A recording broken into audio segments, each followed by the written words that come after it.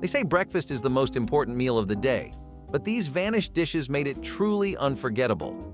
What was once a hearty, sit-down meal has morphed into a grab-and-go ritual where schedules, not eggs, get scrambled. Rewind with me for 2 hours to the days when mornings meant homemade meals and unhurried starts. So the first breakfast on our list is classic biscuits and gravy. Now our grandfathers would love to serve this hearty breakfast because of how convenient it was to make. Putting together readily available biscuits like Jacob's crackers or plain graham crackers with the thickest sausage gravy you had ever laid your eyes on. This went perfectly back in the 20th century, though it would be considered slightly out of fashion today, but you could still find many households that serve up foods like this as an afternoon lunch or as a snack, often when there was nothing else to eat, or if you wanted to make sure they were leaving home with something in their stomachs, you would put some biscuits and gravy on the table. It worked really well as an appetizer, or just a meal to converse over while you had some tea or juice, since grandparents would usually keep the fridges stocked full of at least one kind of juice. Scrapple, a traditional Pennsylvania Dutch dish, dates back to the 17th century. It's a savory breakfast item made from pork scraps and cornmeal, formed into a loaf and fried. The dish uses specific animal parts like pork liver, heart, and trimmings, combined with cornmeal and spices, creating a unique flavor profile. Scrapple is usually fried and garnished with maple syrup or ketchup, making it versatile. Scrapple is considered one of the earliest forms of American comfort food, as it was created by German immigrants who settled in Pennsylvania. It's popular for its rich flavor and association with Pennsylvania Dutch culture. It became a regional specialty due to its resourcefulness and distinctive taste. Scrapple holds cultural significance as a testament to frugality and tradition, often served with eggs or toast. Eggs in a nest, also known as eggs in a frame, brought a playful twist to traditional breakfast eggs by frying them inside a hole cut from a slice of bread. This simple yet delightful dish allowed for creativity and personalization during preparation, making breakfast an engaging meal. It was particularly popular for its ease of preparation and the joy it brought to the breakfast table, allowing for variations such as different bread types or added toppings like cheese or herbs. The interactive cooking process, cutting the bread and watching the egg cook perfectly in the middle, was a key appeal, making it a favorite among families. This dish stood out for its simplicity and the fun it added to cooking, making it a go-to choice for a quick and enjoyable breakfast. Deviled eggs for breakfast is a surprising yet delightful dish that has roots in the early 20th century. It's a brunch favorite, featuring hard-boiled eggs filled with a creamy mixture of egg yolks, mayonnaise, mustard, and spices.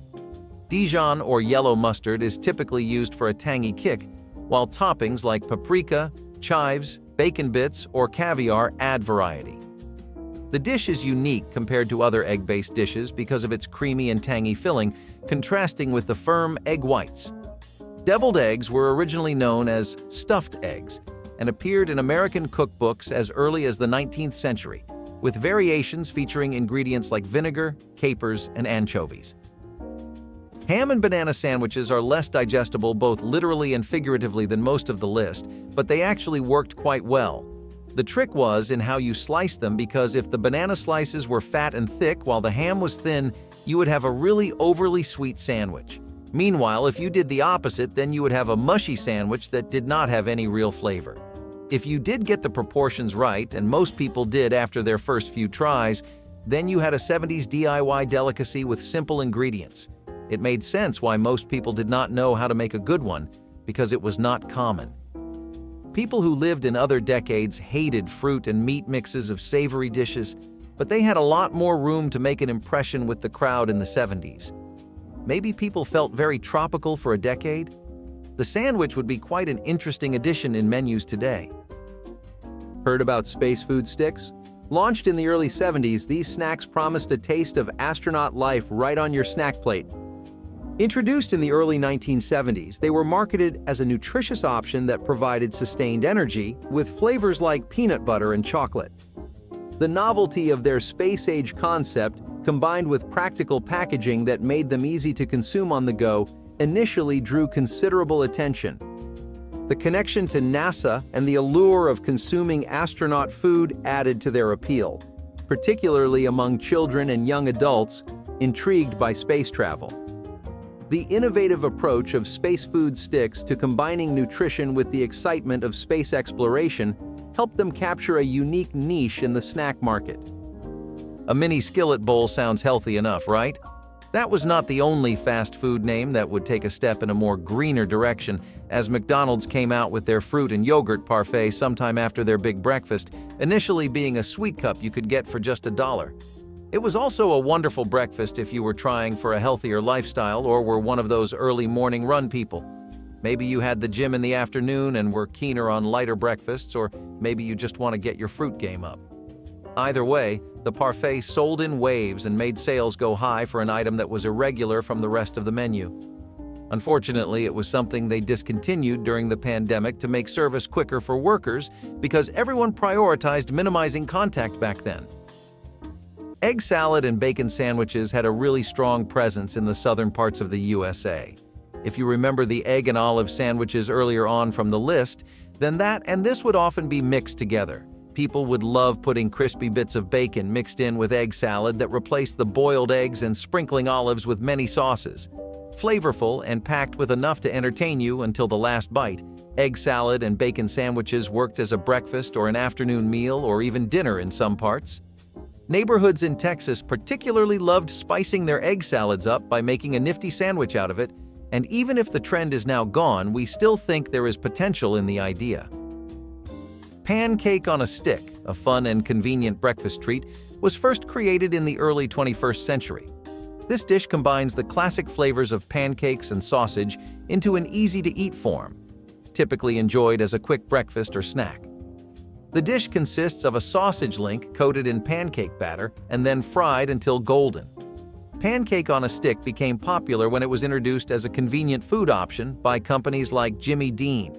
Unusual variations, such as using different types of sausage or adding cheese, have added to the appeal of this dish. In 2017, pancake on a stick was featured on the menu of select fast food chains, further popularizing this innovative breakfast option. The dish has since become a favorite at state fairs and festivals across the United States. Fried potatoes and onions were a 1920s classic, especially during the recession, which made it very difficult to get most basic ingredients. You could forget about buttermilk pancakes or nice cuts of steak. People were lucky enough to scrounge up enough potatoes for the week. However, the same mashed potatoes 5 times a week can get pretty dull, so people had to find all kinds of ways to spice things up that involved more than just a tad more black pepper. What they found out was that cutting potatoes into cubes and frying them with onions along with some bread made for a phenomenal combo, and if they had the oil to spare, it created a better texture for the dish. This was affordable enough that people could have it without worrying and tasty enough that it would ease your tensions for a while.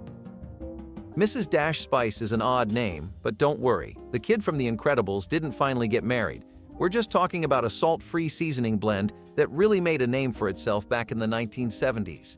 See, Mrs. Dash was aimed specifically at one group that was making a lot more noise than any others.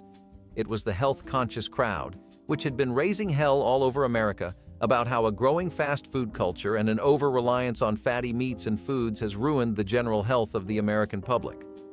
McDonald's tried to come out with fitness bands, burger joints started having salads, and companies started coming out with things like this to combat reputation-damaging accusations like that. Boomers definitely took to this seasoning well, especially since it was proven to be better for your heart than other seasoning mixes you could find at the time. One thing that was also really present in the 1970s for boomers and kids alike was a growing interest in the cuisines, culture, and diets of the broader world. Suddenly, Americans were really interested in every scent, flavor, spice mix, and recipe that came from beyond their borders. I'm talking about exploring the farthest reaches of Italian cuisine, picking up new tricks from Mediterranean cuisine, and trying out European dishes that they never had experimented with before. Sometimes simple really does the trick, and with the Southern-style chicken biscuit that McDonald's put on their breakfast menu, they proved that old golden rule of thumb true to the core. Just a piece of slightly dry oregano-flavored chicken between two halves of a biscuit, this was a very popular add-on and basically a guaranteed order if you were getting hash browns or a whole combo meal from the breakfast menu. It was hard to hate on it because at the time it filled a niche that no one in the market was really taking up, which was a slightly more tame chicken biscuit, not a very spicy one. Plus, that commercial was pretty catchy when it used to air the time, and if McDonald's does anything right, it is the marketing. The Southern-style chicken biscuit got discontinued a while later as it fell out of popularity due to inflation. People did not see the point in paying that much for it, and we could not blame them. Here is one for our fans who love ranch-style eggs and cannot go without them. Huevos rancheros was an incredible dish that would be served on Mexican rural farms and was very popular in Latin American communities. It was a conventional egg dish made in the style of traditional large mid-morning fare. You can keep it simple and traditional with some fried eggs served on a charred corn or flour tortilla base with a spicy salsa, or keep experimenting. There are lots of options to play around with too, like Mexican-style rice, guacamole, and avocado. This takes a bit more effort than anything else on the list so far, but if you are willing to put in the work, you will find an egg dish like none you have ever had before. Huitina, a whole wheat hot cereal known for its hearty flavor and nutritional benefits, catered to health-conscious consumers since its introduction in the late 19th century. Its high fiber and mineral content were key selling points, attracting those seeking a nutritious breakfast. The all-natural composition of Huitina appealed to consumers looking for wholesome meal options. It was often served warm and could be enhanced with fruits or nuts, allowing for customization according to individual taste preferences. This adaptability made Huitina a preferred choice for those who valued both health and flavor in their breakfast, establishing it as a nutritious option capable of providing sustained energy throughout the morning. Puffed wheat cereal, which was first created in the late 19th century, is a light and airy breakfast food that has been enjoyed for generations. The cereal, made from whole wheat grains, is typically enjoyed with milk or as a topping for yogurt. The process of making puffed wheat cereal involves exposing the grains to high pressure and heat, which causes them to expand and become light and crispy. Puffed wheat cereal was popularized by the Quaker Oats Company, which marketed the cereal as a healthy and nutritious breakfast option. Quaker puffed wheat was introduced in 1909 by the Quaker Oats Company, following the success of their puffed rice cereal. The cereal's unique light texture sets it apart from other breakfast cereals. In 1952, puffed wheat was one of the cereals featured in the first televised commercial for Quaker Oats, showcasing its versatility and appeal. One of the less talked about breakfast biscuits is the Dairy Queen sausage breakfast biscuit, which did much better than people gave it credit for. Egg, cheese, and sausage stuffed between two crispy biscuit halves made for a really nice and easy-to-handle breakfast. It was also just a great add-on if you felt like starting your day with more of a full stomach or needed a bit of a boost to get through the day. People would also buy a half dozen or so and save them for later during their lunch break, and nutritionally, it was not so bad. They were just for 79 cents and raised some serious spikes in the company's sales for the time they spent in the market. McDonald's tried to break into some very unfamiliar territory with the McPizza, which did better than you would think and poorer than they had hoped. It definitely did have a strong fan base, but it just did not have enough of one, as pizzas were not exactly the brand's specialty. Still, the McPizza was a good choice to go for when you wanted an affordable and neat pizza, but did not want to commit to a whole proper pie from your favorite downtown joint. Also, people associated McDonald's with fast service, and the pizza usually took 15-20 minutes, and nobody had that kind of time for their drive-through orders, so they let go of the item in 1991. You have not seen experimental until you have seen a tuna and apple sandwich. Exactly what it sounds like and worse in reality than in your imagination, a tuna salad mixed with chopped apple slices on white bread. Yes, that is literally the entire concept. And no matter what the fusion food crowd tries to say, we are not trying it or buying into the hype. If only to satisfy the curiosity inside us and scratch that must-try everything itch, would we want this back? But strangely, people in the 70s had the opposite opinion. Cans of Pink Lady tuna and Farmer's Market apples were apparently their idea of a good meal back then. Do you think they were onto something? Maybe we are jumping the gun and should take a note out of their book about being open to new tastes. Buttermilk pancakes were a great alternative to buckwheat pancakes if you got tired of those, and this is for all the people that love having a much sweeter kick to start their day with. If you have never been familiar with the magic that some simple buttermilk can add to your pancakes, then you need to get yourself acquainted. Grandpas in the 90s would often specifically look for buttermilk in stores, and housewives would have it tacked onto the grocery list despite it costing a little bit more than your more basic ingredients. Especially if it was a guarantee that the grandkids and family were coming over this week, then you could not avoid splurging a little more on stuff like this. Whether it is the 90s or the 2020s, nothing beats pancakes made straight from your grandparents' hand, and that goes triple for buttermilk ones. So let's get back into some really good breakfast options with sausages and scrambled eggs, which you might have grown up seeing not just humans eat, but cartoon characters, people in movies, and in magazines and ads. There is a good reason for that, and it is because sausages and scrambled eggs were the perfect working-class breakfast. It took very little time to make while you would get ready for your shift, and it took even less time to eat. You will notice that most meals on this list try to strike a balance between taste and prep time, and that is because most of them are made with simple ingredients and recipes. Quick dishes that can help you get a breakfast in without needing you to stay half an hour or more in the kitchen. Top that off with some sauce or gravy if you have any leftovers, as gravy was a staple of many dishes back then, and you had yourself a solid meal.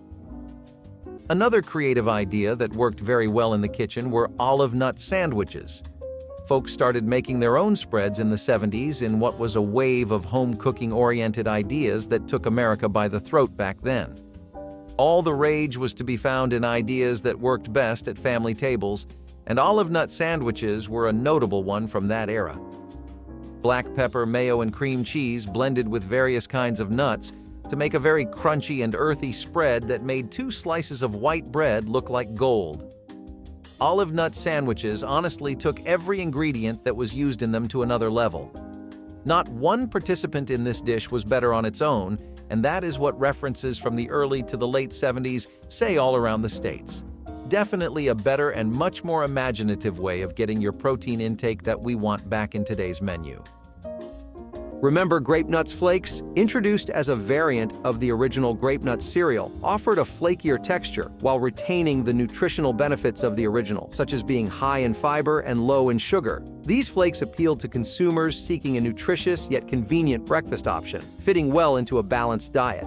Known for their crunchy texture, Grape Nuts Flakes were often consumed with milk or yogurt, providing a satisfying meal. The cereal was marketed for its health benefits, which resonated with health-conscious consumers. The distinct texture and robust flavor of Grape Nuts Flakes made them a staple in some homes, favored for their contribution to a healthy lifestyle and their ability to offer a fulfilling start to the day. Sausage gravy over toasted bread is a traditional Southern breakfast that for a long time was the heart and soul of the South, especially in places like Texas. You should not confuse this with country gravy because there is a stark difference between the two. See, country gravy does not have the juicy, mouth-watering, glorious addition of animal fat involved in the process. Sausage gravy, on the other hand, uses loose pork sausages, and once the meat is rendered, it takes the fat and mixes it with flour to make the roux and thicken the gravy. You pair that up with some perfectly golden brown toasted bread, and you are in for a world of culinary delight. The best part was that you could amp up the smoky sausage flavor by just adding more sausage to the gravy or keep it toned down for a milder taste. Either way, an incredibly yummy and economical breakfast. Waffles with chicken is a classic Southern dish that beautifully combines savory and sweet flavors, first appearing in the 1930s. This dish pairs crispy fried chicken with fluffy waffles. The ingredients include chicken, flour, eggs, and buttermilk for the waffles, while the chicken is coated in seasoned flour before frying to golden perfection. The waffle batter is cooked in a waffle iron, resulting in a tender texture. Maple syrup is usually paired with this dish, enhancing the flavor combo. Roscoe's House of Chicken and Waffles helped popularize it, introducing this delicacy to a wider audience and solidifying its place in American food history. This iconic restaurant chain was established in Los Angeles in 1975 and quickly became famous for this unique dish. Grasshopper pie was a bit of a hybrid because it was made with crème de cacao, whipped cream, and crème de menthe, which are definitely not your typical ingredients, but aren't really easily accessible either, and it did not need to be baked. It was a pie that treaded new flavors entirely. You wouldn't hear people use the words minty and refreshing for a pie, right? You just haven't had a grasshopper one, and in the 70s, this really got around. In the 1970s, it was one of the frontliners as far as frozen desserts were considered, and it worked even in warmer months too. The mint flavoring came from the crème de menthe, which gave it its iconic green hue too. One thing you can see in this dish is that it shows how the 70s had a preference for cooking with some style and flair. They didn't just want their dishes to taste good back then, they wanted it to look good too. Those two can stand on their own as main dishes, but what do we have for boomer side dishes? What made its way onto the salad bars, the appetizer sections, and the hors d'oeuvres of the boomer era? Cream cheese and jelly sandwiches continue the trend of sweet sandwiches that add a cheesy twist to give an extra kick to your taste buds. Often sprinkled with a bit of pepper and served on toasted bread, cream cheese and jelly sandwiches worked really well as a cheap but tasty snack. That cost-effectiveness helped them become more trendy in an America that was still suffering from the Great Depression and all the havoc it wreaked. People do not close your mind off to the idea too fast, since cream cheese and jelly was one combo no one saw coming but everyone hopped on. People would usually prefer strawberry or raspberry jelly, but some would also use blackberries. No one messed with the cheese though, and cheddar was the established pick for this sandwich in the 70s. Is this something you would try? Because we think it might be a surprise you like. So the next on our list is some Miracle Whip. And this magic spread was the key to making all your hunger vanish away in a gust of wind all the way back in 1969. Seriously, breakfast wasn't complete without this, and it became a staple of literally anything that involved mayo at all. It was a miracle-like spread that even used salads, and the reason it got so popular is because every mayo kind of tastes the same. You always have that strange tanginess with the sourness, but this one was a sweet mayo, and baby boomers grew up with it in their potato salads, their cold pasta, their sandwiches, and their pizza. It was definitely one of the most genre-defining products Kraft Heinz ever came out with, and people that were there for its time in the sun will remember that nothing really compares to the feeling of a Miracle Whip loaded mayo, bacon, lettuce, tomato sandwich. You may not be the biggest fan of main courses and savory, meaty, carb-filled dishes, so let's switch gears and talk about some boomer desserts that, in the time of the 1970s, they just could not go without. Quiche Lorraines were made of these flaky pastry crusts that would be filled to the max with savory egg custards and cheese as well as bacon. It was incredibly popular in French-American neighborhoods and restaurants since it was originally a European dish, but it does not take a genius to figure out that Americans would love this too. Essentially, it is a tart or pie with a meaty egg filling, which sounds incredible and tastes even better. You can eat this cold or hot, it is up to you, and the choice of meat is yours to decide too. Most restaurants let you choose between bacon, ham, or pork, and the dish is a bit hard, but if you can follow a recipe, making this at home gives you liberty with every aspect of the dish. Housewives would very regularly create their own takes on Quince Lorraines, some of which were better than what you would find in a fine establishment. King Vitamin cereal, launched by Quaker Oats in the early 1970s, targeted young consumers with its king-themed mascot and crown-shaped cereal pieces. Its packaging, often featuring puzzles and stories, directly appealed to children's love for adventure and discovery. Fortified with vitamins and minerals, the cereal was an attractive choice for parents seeking nutritious options for their children's breakfasts. The engaging marketing campaigns utilized animated commercials that brought the whimsical world of King Vitamin to life, enhancing its appeal. The cereal's sweet flavor and unique shapes helped it stand out in the competitive market of children's cereals. making it a popular choice during its peak years, especially appreciated for its fun and nutritional content. The name toad in the hole might make you raise a few eyebrows because you obviously did not sign up for eating any kind of amphibians or toads in your dish, but do not worry. The name is a bit misleading. What it actually refers to is an egg and toast cutout usually served with bacon or sausages, and the cutout is a hole in the center of the bread. While this might make you think of eggs in a basket or a bird's nest instead, it is not quite the same as either of the two. The name was pretty popular in North America, but people used to refer to this by many names like one-eyed pirate as well. You would typically pan-ear a sausage and link it in a piece of white bread for breakfast. But if you could not even get that done, then a toad in a hole was your savior. You should not confuse this with the British variant of the dish, which is just sausages and Yorkshire pudding, though you can still find that in British American communities throughout Northern America. Buttered grits, a Southern staple, originated in colonial America. This simple yet beloved dish is usually served as a side or base for other toppings. Made from ground corn, grits are cooked with water or milk until creamy. Then butter is added for richness. The dish is synonymous with Southern cuisine, particularly in Charleston, South Carolina, known for its love of grits. Grits are remembered for their comforting texture and versatility, which made them a popular breakfast dish in the 1970s. Traditional or unusual toppings like cheese, shrimp, or gravy enhance the dish. The dish's cultural significance lies in its association with Southern hospitality and hearty breakfasts. In some Southern states, grits are even considered a delicacy and are often served at special occasions and celebrations. Equally offensive to most conservative taste palates were pineapple and cheese sandwiches. As of 2024, it is a well-established fact that the West and pineapples have had a very troubled relationship. Pineapples try their best for America, and America acts like an alcoholic husband that cannot notice his wife even on their anniversary. Back in the 70s, this was still a new culinary ground people were treading, just like ham and banana sandwiches.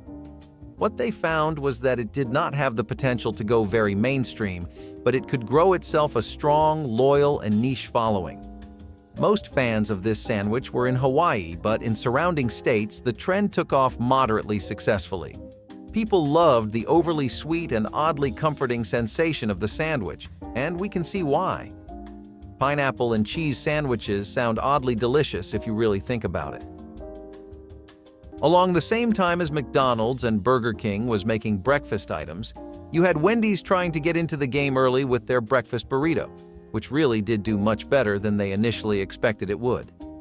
People knew Wendy's for their chicken and their amazing square beef hamburger patties, so it is not surprising that some people went in with hesitant minds when they first ordered this.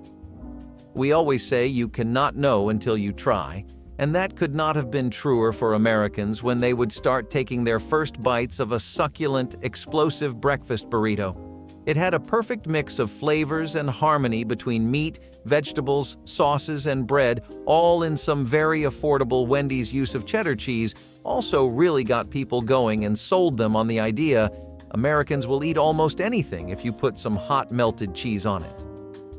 The success of Wendy's newly propelled breakfast menu, including the burrito, slowed down around 2013, so it's pretty disappointing that you cannot get that same luxury yet incredibly cheap breakfast.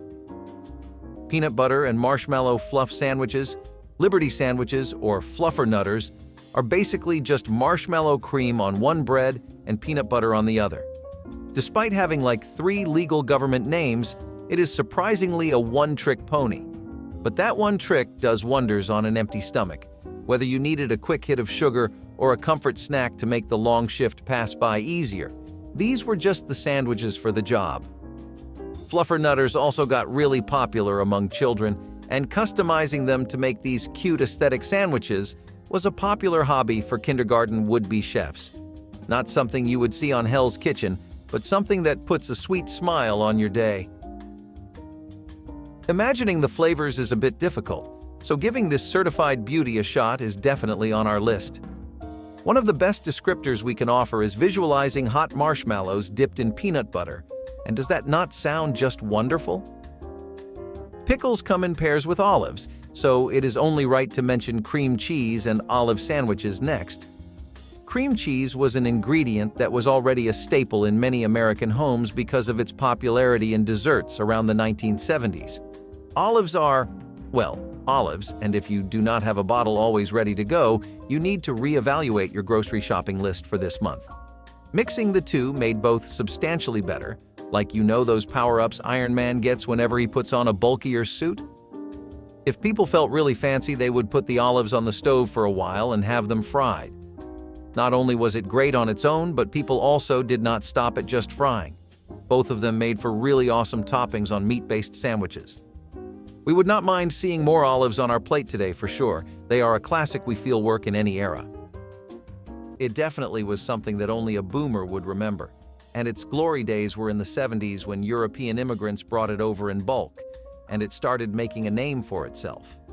It wasn't at the front lines making names and stealing pages in cookbooks, but it was on top of every cheese platter, smothered between every sandwich, and served as a topping on many other dishes regularly. Limburger sounds German, right? You'd be right, because it does have German origins. In fact, it also has German ties as it was heavily marketed at communities with German-American populations, which were really common in the Midwest in that era. All right, I know these are all dishes that you can make at home and even make a whole day out of, but sometimes all you want is to pop open the garage, take your wife out for a night on the town, and have some comfort food. How did people do that in the 1970s?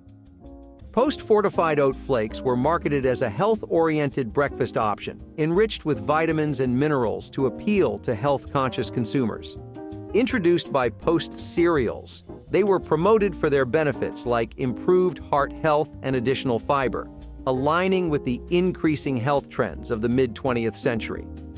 The oat flakes stood out for their nutritional value and were marketed through various campaigns emphasizing their health benefits. These flakes were known for their hearty texture, which provided a fulfilling start to the day, making them a favored choice for those looking to maintain a healthy diet. The focus on health and nutrition helped establish post-fortified oat flakes as a reliable breakfast option during their time on the market. Bologna and potato salad sandwiches were just as effective at getting the entire family on the table and doubling as the perfect school lunch for your kid.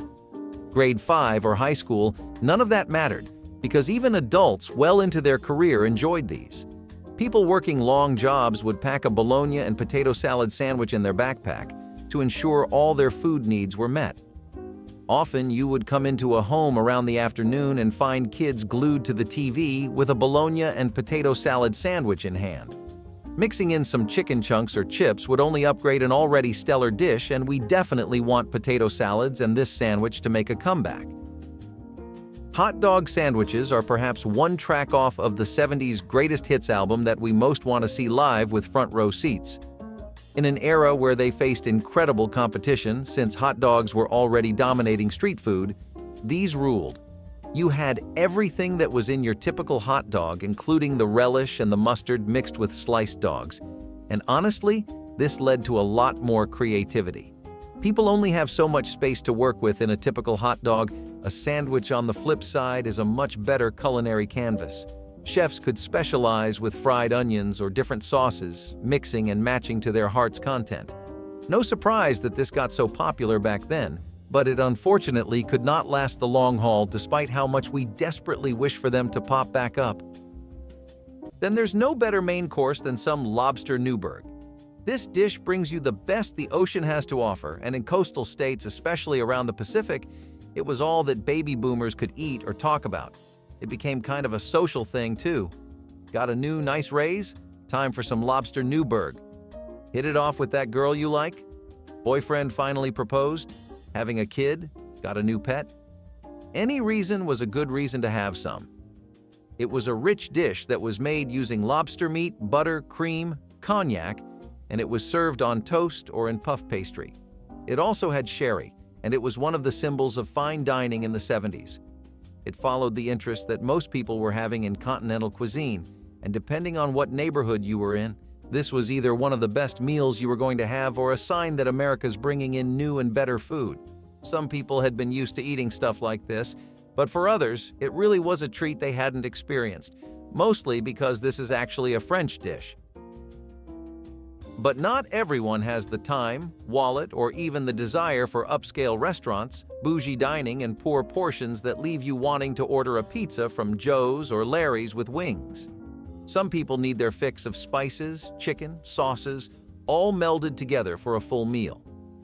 Toaster strudel, a sweet and convenient breakfast treat, first appeared in the early 1980s. This quick delight consists of flaky pastry filled with fruit or cream, toasted and topped with sweet vanilla glaze. Varieties like chocolate, cinnamon, and seasonal fruit keep it exciting. The type of icing traditionally used for toaster strudel is a sweet vanilla glaze, which adds a touch of indulgence to the crispy pastry. The treat became popular when it was embraced as an easy breakfast option by the Pillsbury Company. The brand's iconic Little Chef character helped promote toaster strudel as a fun and kid-friendly breakfast option. Toaster strudel was inspired by traditional Austrian pastries like Apfelstrudel, which were popularized in the United States by European immigrants in the late 19th and early 20th centuries. Toaster strudel influenced breakfast trends, offering a quick and delicious option for busy mornings. Ever wondered why Maxwell House Instant Coffee, launched way back in 1892, became synonymous with American mornings?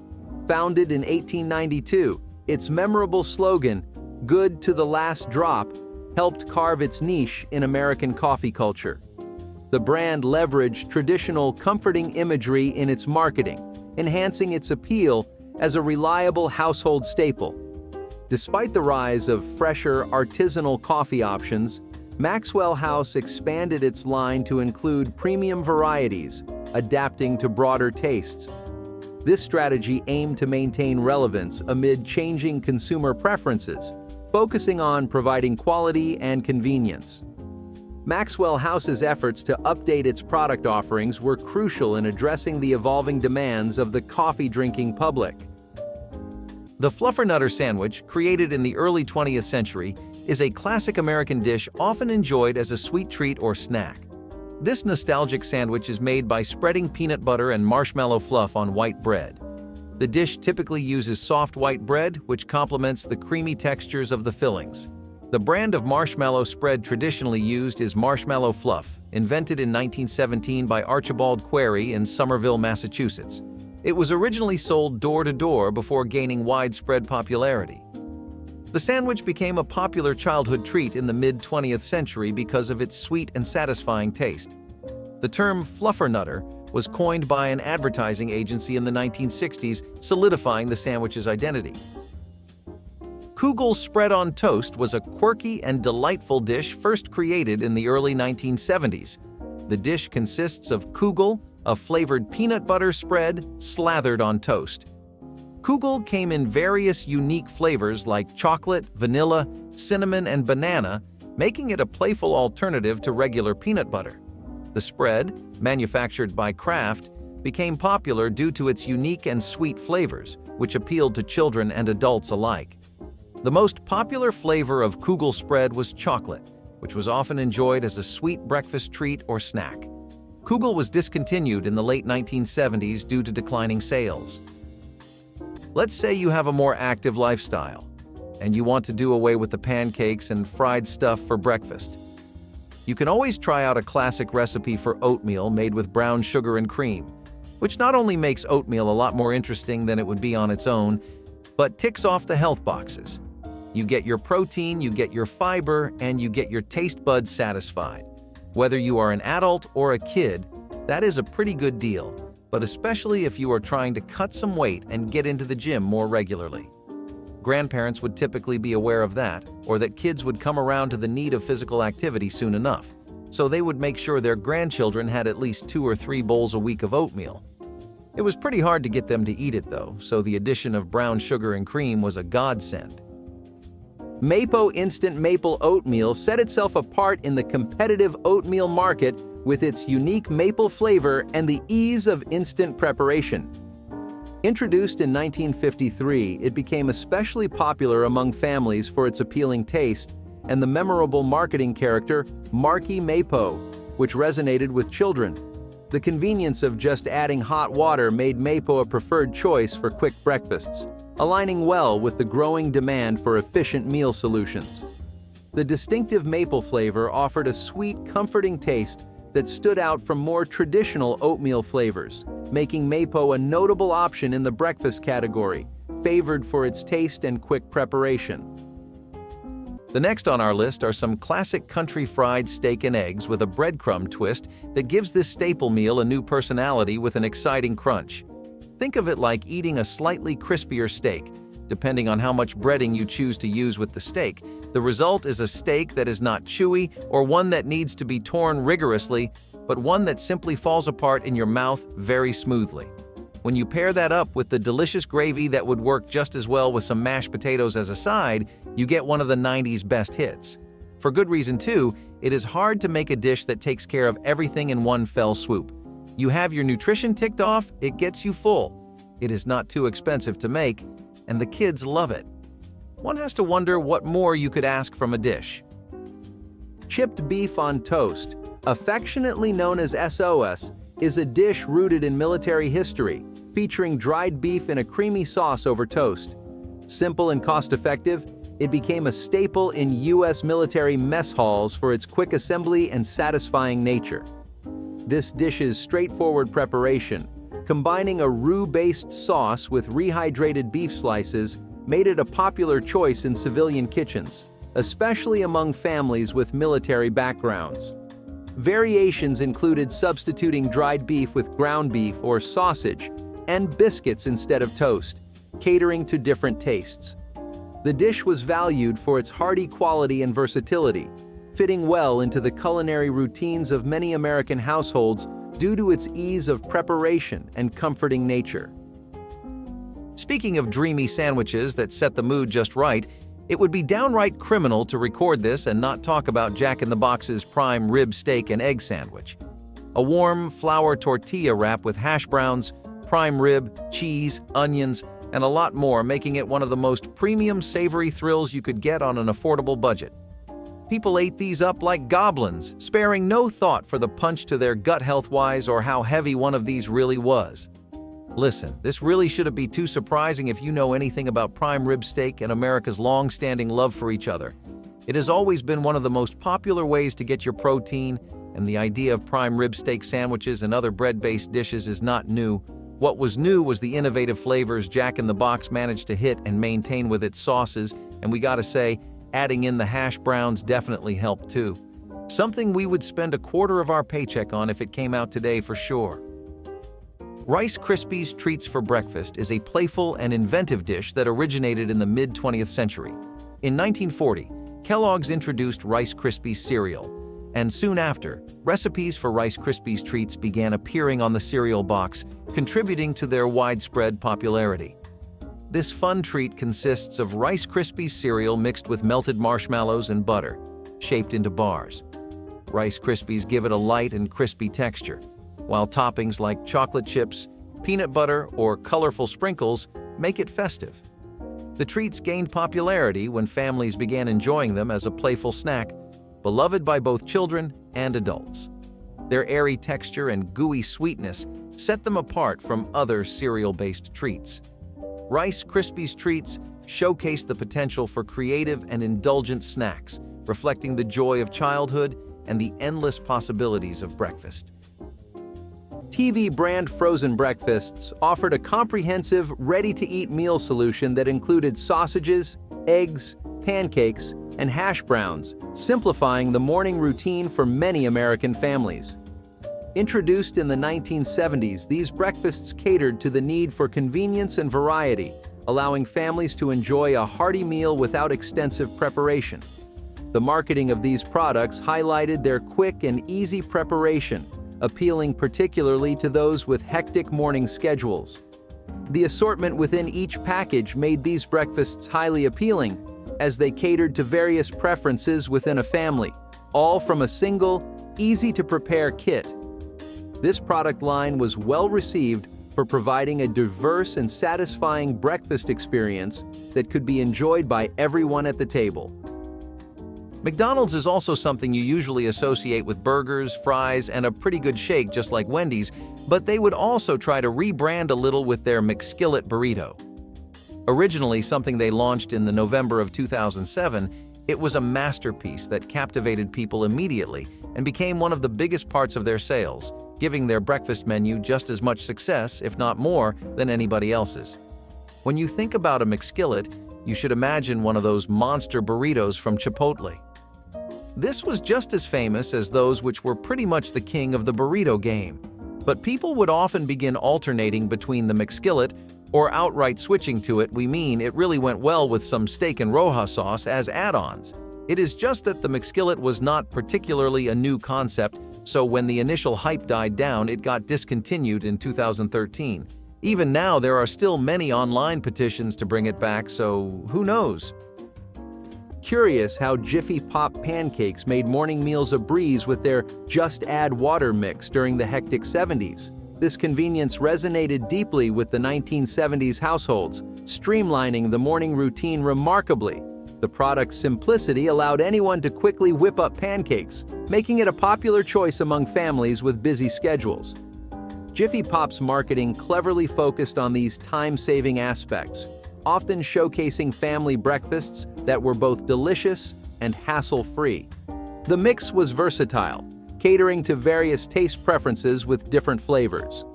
While Jiffy Pop pancakes enjoyed popularity due to their convenience and taste, the evolving breakfast market eventually led to reduced visibility and presence, as newer breakfast options continued to diversify. But the thing that always kept them and others coming was creamed spinach.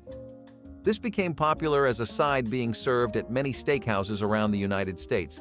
It's pretty traditional to have some kind of vegetable-oriented side dish served alongside a steak, but it never really had enough steam behind it in terms of demand to warrant creamed spinach being its own standalone food experience.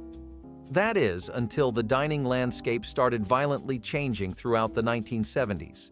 We just talked about how health consciousness became the new idea that was in the topic of the week for the American public, and how suddenly everyone wanted to listen to experimental studies and research that was in its early stages but would end up being true later on. Talking about those of you that think gut health is a hoax, please eat a salad. Anyway, even better than a salad, and just as easy to make in your own home kitchen, creamed spinach was a very palatable and comfortable way to get introduced to vegetables as a source of fulfillment and not just a side dish. It was a rich, creamy dish that got a lot of use at family gatherings and as a weekly lunch.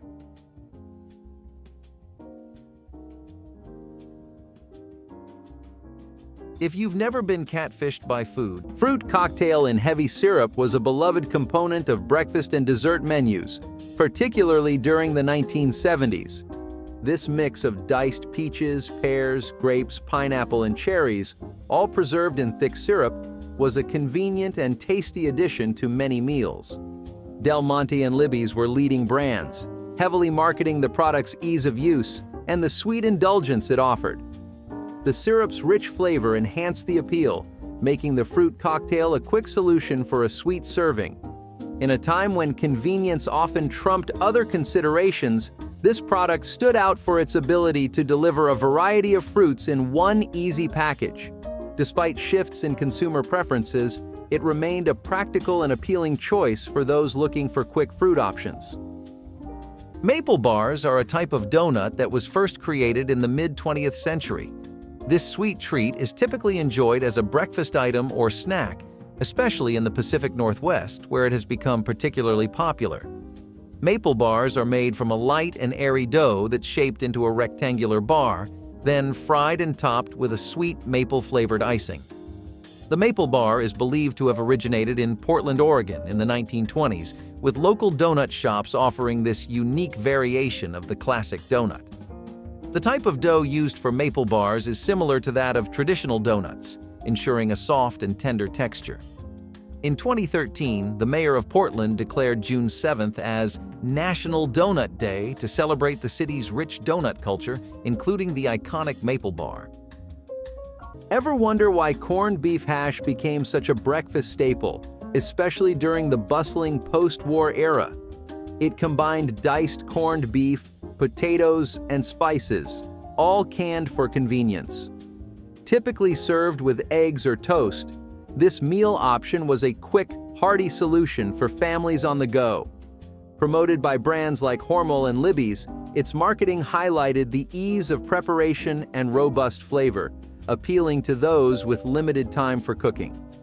These advertising efforts often portrayed corned beef hash as the hero of the busy morning, saving time without sacrificing taste. The product maximized American values of efficiency and practicality, fitting perfectly into the fast-paced lifestyle of its consumers.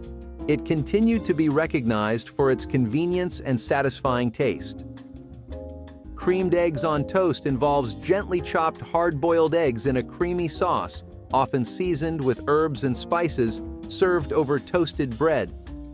This dish, known for its comforting qualities and simple preparation, became a favored breakfast and light meal option, aligning with American preferences for hearty, straightforward dishes.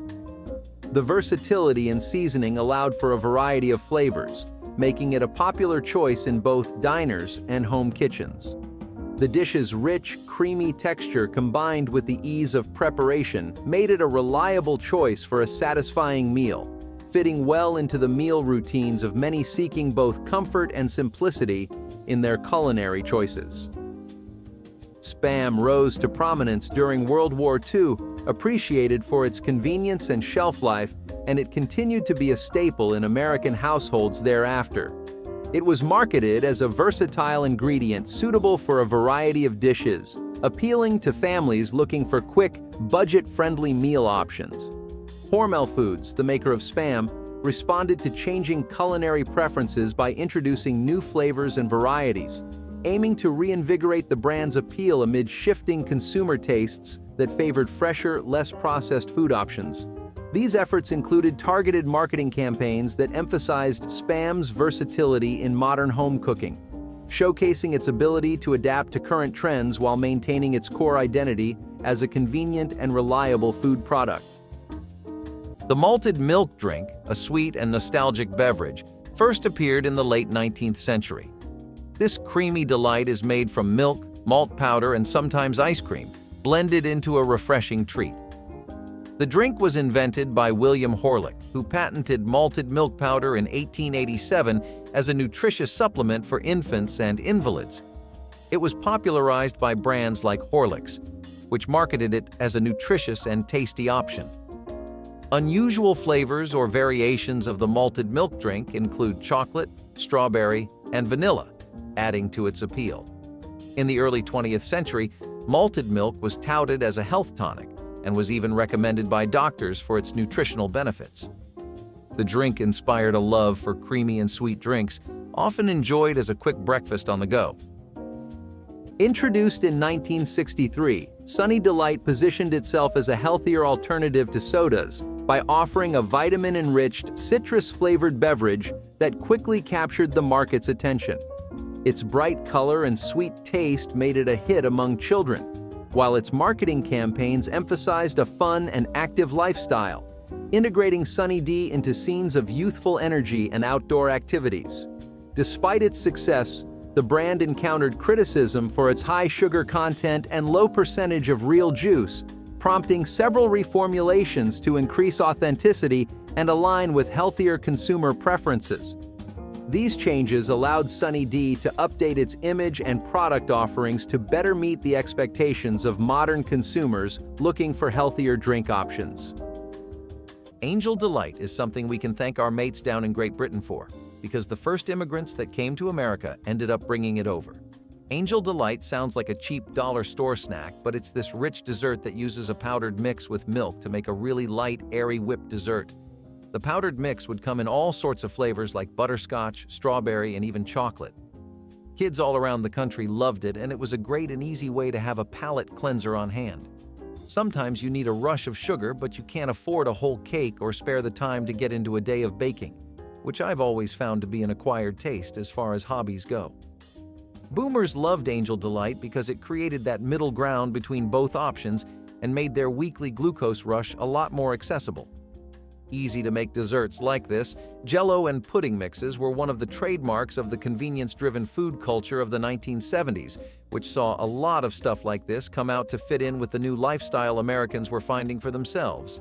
Namely, eating and watching TV, which had become a major part of everyone's day, as almost every household started having a TV set up, and then came refrigeration advancements, and then came things like microwaves, slow cookers, etc. You get the picture. Basically, cooking had never been as fast or easy as it was in the 70s, and it's only gotten much easier ever since comparatively. Hey, Koi! With everybody trying their hand at making America's comfort food more healthier, remember Quisp cereal? Launched by Quaker Oats in 1965, this cereal brought a whole new level of fun to the breakfast table with its alien mascot and saucer-shaped pieces. It quickly won over children with its sugary flavor and captivating animated commercials that made breakfast fun. The cereal's unique branding and playful design were key differentiators in a crowded market. Despite its initial success, the shift towards healthier breakfast options posed challenges for Quisp, leading to its eventual status as a nostalgic item brought back periodically to appeal to adults who had grown up with it. This strategic shift in marketing to tap into nostalgia, combined with occasional updates to its formula, allowed Quisp to maintain interest among former fans while navigating the complexities of modern cereal markets. Something that was as essential to the hearty sandwich experience in the 80s as the meat itself, the cinnamon raisin biscuits that they first released back then are also something people have constantly expressed their desire to see again. Seriously, it was impossible to not order this with whatever you were having. It was only some cents, and it elevated the meal to something else entirely. Think about how your Subway just does not feel complete without a chocolate cookie to go with it, except it is that feeling by 10 times. Cinnamon raisin biscuits were delectable, refreshing, and a light enough breakfast to be fulfilling without making you lazy.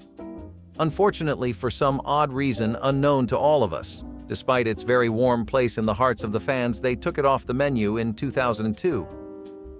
Next up, we have something that you would think people would want to have during a movie or their favorite show, but worked great as breakfast too. Burger King's French toast sticks first came around in 1985 in competition with Wendy's, who was also launching their own stick campaign in hopes of claiming a place in America's fast food Hall of Fame. And hey, they did, but the Burger King ones just had something saucy in them, something that gave you a jolt of energy for your regular sucky Monday morning shift or lecture. Some other places did try to make these toast sticks like Jack in the Box and Sonic, and some of those were pretty big players like McDonald's and Dunkin' Donuts. They did not have as big of a piece of the pie as Burger King, though. What particularly helped these sticks keep their momentum is how well they paired with other items on the menu, and even some of the others on this list later on. Of course, they were great a la carte as well, but who really goes to fast food joints and walks out without combo meals, especially in those old 90s days? Still, those eras are definitely far behind us now, as the time of the French toast stick is long gone by today. Maple bacon is a kind of bacon that caters to both audiences. Whether or not you enjoyed savory dishes or sweeter ones, maple bacon thought to ask the question of why we could not have both and actually put some action behind that. It is glazed in maple syrup and usually served alongside some maple syrup too, and it adds a very nice, vibrant texture to the bacon. Have you ever had Thai chili sweet wings? It is kind of like that, but the glaze is a lot stronger and thicker. If you are a fan of savory dishes with a bit of a sweeter side to them, then this classic is definitely one for you, even if it is a bit forgotten. Blueberry buckle is a delightful breakfast pastry that originated in the early 20th century. The term buckle originated in the 19th century to describe fruit-studded cakes that buckled under the weight of their toppings during baking. This dish, typically enjoyed as a breakfast or brunch item, combines a moist cake base with fresh blueberries and a crumbly streusel topping. The ingredients for blueberry buckle include flour, sugar, butter, eggs, and fresh blueberries, creating a sweet and satisfying treat. Blueberry buckle became popular when it was embraced as a traditional breakfast pastry in the northeastern United States, where blueberries are plentiful. In Maine, Blueberry Buckle is celebrated with an annual festival featuring baking competitions, tastings, and live music, highlighting the state's rich blueberry heritage. Hash browns were the perfect meal to get when you were craving food that would make you happy as soon as you took that first bite. Shredded and diced potato fried into what is essentially a big fat potato nugget. Hash browns tasted all the better when they were coming from your beloved grandma, and when she went all in with the spices. They were the kind of potato-filled goodness to even put hash browns from McDonald's to shame. And whatever hour of the day it was, there was never a wrong time to indulge in them. Hash browns have been a classic of American cuisine since 1895, and we think they'll be around well into 2095 too, if we ever get that far. You do not stumble upon comfort food like this in every generation after all. Breakfast in a can is a quirky and convenient dish that emerged in the early 20th century. This all-in-one meal includes ingredients like beans, sausage, eggs, or pancakes, all packed into a can for easy prep. The convenience and versatility of this dish have made it a favorite among campers, hikers, and outdoor enthusiasts. During World War II, breakfast in a can became popular among soldiers as a portable and shelf-stable option for breakfast in the field. The type of meat commonly used in breakfast in a can varies, but it often includes sausage or bacon, providing a savory and filling meal. Breakfast in a can showcases the potential for ready-to-eat meals. Despite its humble origins, breakfast in a can continues to be enjoyed today as a convenient and satisfying breakfast option for people on the go. There are many debates as to who made the first proper Eggs Benedict. Some people say it was Delmonico's in Lower Manhattan that first put out a Benedict on its menus. Some say one of their chefs, Charles Ranhofer, was the one who brought this dish to the center stage when he published his recipe for eggs à la Benedict in 1894. It is one of the most scrumptious delicacies available in the world, and it has many kinds of flavors to keep your attention span in one place. Notes of lemon paired with the buttery and creamy hollandaise sauce make for an explosively tasty dish, and that is still not its most appealing factor. Despite how it looks and sounds, with the sauce being the most time-consuming part. Hamburger hash, a hearty and comforting dish, became popular in the mid-20th century. It's a breakfast favorite made with ground beef, potatoes, and onions sautéed together. Ground chuck is often used for a flavorful base. Hamburger hash is garnished with fresh herbs or served with eggs, adding to its satisfying taste. The dish became popular for its convenience and hearty appeal, especially for families or large groups. Regional variations exist, such as incorporating bell peppers or different meats. In some regions, corned beef hash is a popular variation, using corned beef instead of ground beef. The dish was commonly paired with coffee or juice for breakfast, reflecting America's love for hearty morning meals. Maybe you do not want to blow away your taste buds right as you wake up and just want a tamer breakfast that still has a good bit of flavor to brag about. You could always go for a simple omelet and up the wow factor by folding it around some melted cheese. Cooks that were confident in the speed of their knife skills could go for some diced vegetables and meats and really get the dish going in full stride, and it was a delight every time. Americans do not play about their cheese, and almost every typical American breakfast you can think of has a cheese variation out there that makes it infinitely better. Omelets are not any kind of exception, and it would barely take a minute to mix the cheese in anyway. Johnny cakes, a traditional American dish, dates back to the early colonial period. They are typically enjoyed as a breakfast or side dish, offering a hearty and simple meal. The dish is made with cornmeal, water, and salt, forming a batter that is fried on a griddle. Traditionally, Johnny cakes are made with stone-ground white cornmeal, which gives them a unique texture and flavor. These cakes are cooked until golden and crisp, then served with butter, syrup, or other toppings. Johnny cakes were a staple food for Native American tribes in the Northeast, who taught European settlers how to make them from local ingredients like cornmeal. Johnny cakes became popular when they were embraced as a traditional breakfast food in New England and the southern United States.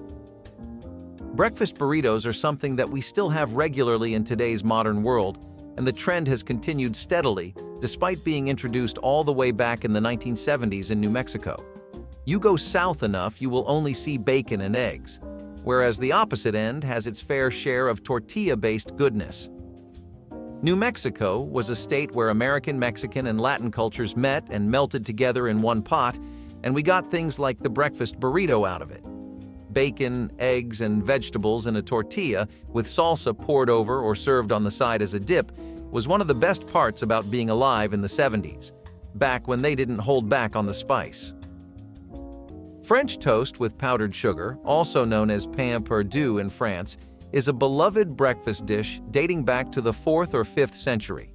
It involves dipping bread in a mixture of eggs and milk, then frying it until golden brown. Traditionally, it's served with powdered sugar, though various toppings like fruit or syrup can be added. The bread choice impacts the dish, with brioche or challah being popular for their rich texture and flavor.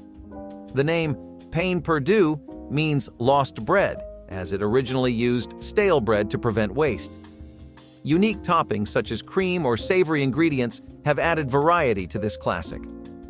In the US, Julia Child popularized French toast, cementing its place in American cuisine and making it a household staple. Her televised cooking show, The French Chef, played a significant role in introducing French toast to a wider American audience.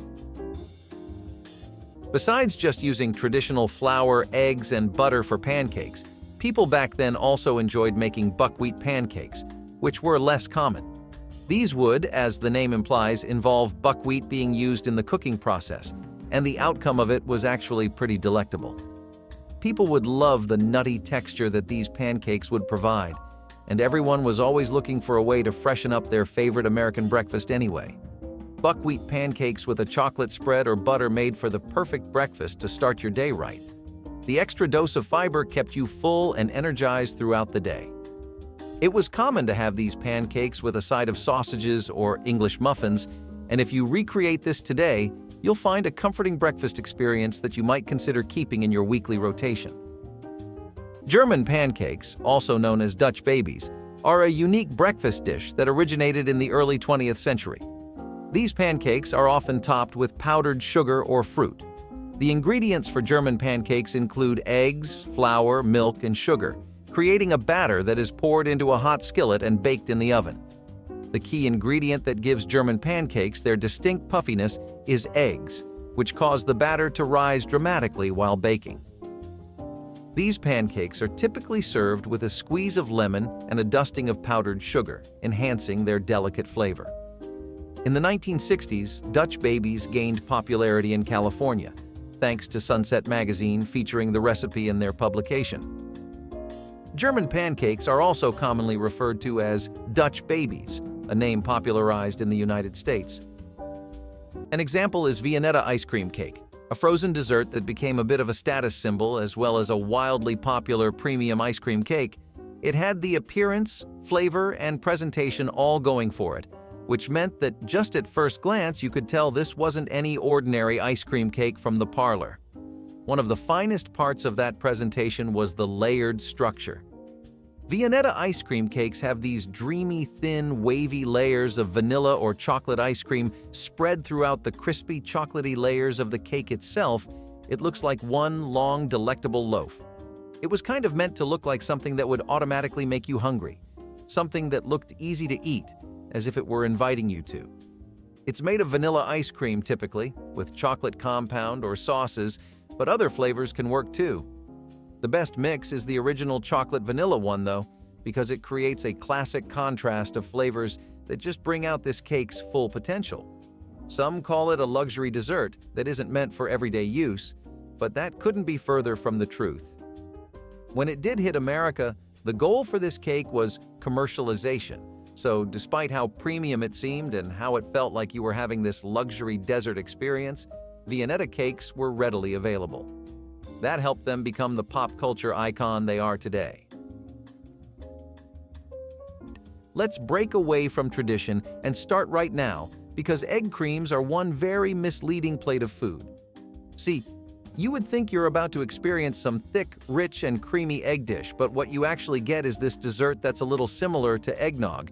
It's just made with seltzer water, chocolate syrup, and milk, but it became extremely popular in urban areas with middle-class boomers because it resembles soda fountain drinks. This was really true if you lived in New York, where a lot of people grew up on this, and it peaked in popularity during the post-World War II era. Right now, it's a bit of a nostalgic moment in time for baby boomers, and they still find comfort in grabbing U-Bet syrup and getting to work on a batch of egg creams. It wasn't like it was exclusive just to strictly gentrified and urban areas.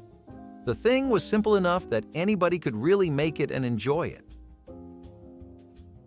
If you want to experience some fine dining, and I'm talking some proper rich people stuff, so let's go to an eggplant-based dish that a lot of people didn't really give much love to towards the start of the 2000s. I'm definitely talking about eggplant parmesan, which is this southern Italian dish that became really popular in the 1970s thanks to Italian immigrants making a lot of culinary culture from the motherland popular. It was an extremely vegetable-heavy dish, and that gave it the momentum it needed to succeed in an America that was desperately looking for more greens in its food. Boomers in particular grew up when this dish was first being introduced to menus for many restaurants across the nation. It meant that people for once were exploring more than just the typical side of Italian culture. This is actually a dish that became popular in Naples, but in America, it involves coating the eggplant in flour, frying it until it's golden, and then serving it dipped with marinara sauce and cheese. This makes a really good Italian-American comfort food that's hard to beat. The reason this worked so well in particular is because it has all the basic preparation that most American comfort foods do: breadcrumbs deep frying, a lot of cheese, the usual. It also manages to still not compromise on how healthy it is to gain flavor, which is why it was the Italian poster boy of the vegetarian movement in the 70s. Now, how do you mix healthy eating with satisfying your sweet tooth? Kind of feels like both of them are permanently at odds, but they don't really have to be. Meat pâtés were exactly like that for baby boomers that grew up being heavily influenced by French dishes like pâtés and techniques like mixing wine and flambeing the dish. These were continental recipes that made rounds in their home countries, and with a spin on them that modified them enough for the general American public, things like meat pâtés became fashionable appetizers. You would see them at dinner parties or have them with crackers. Some restaurants and places would even give it to you with toasted slices of baguette, which is a traditional French bread. Meat pâtés have a pretty strong flavor since they're usually made of liver, but it's always worth checking out this dish because it's a great source of protein, and it tastes good enough to convert even the strongest white meat believer.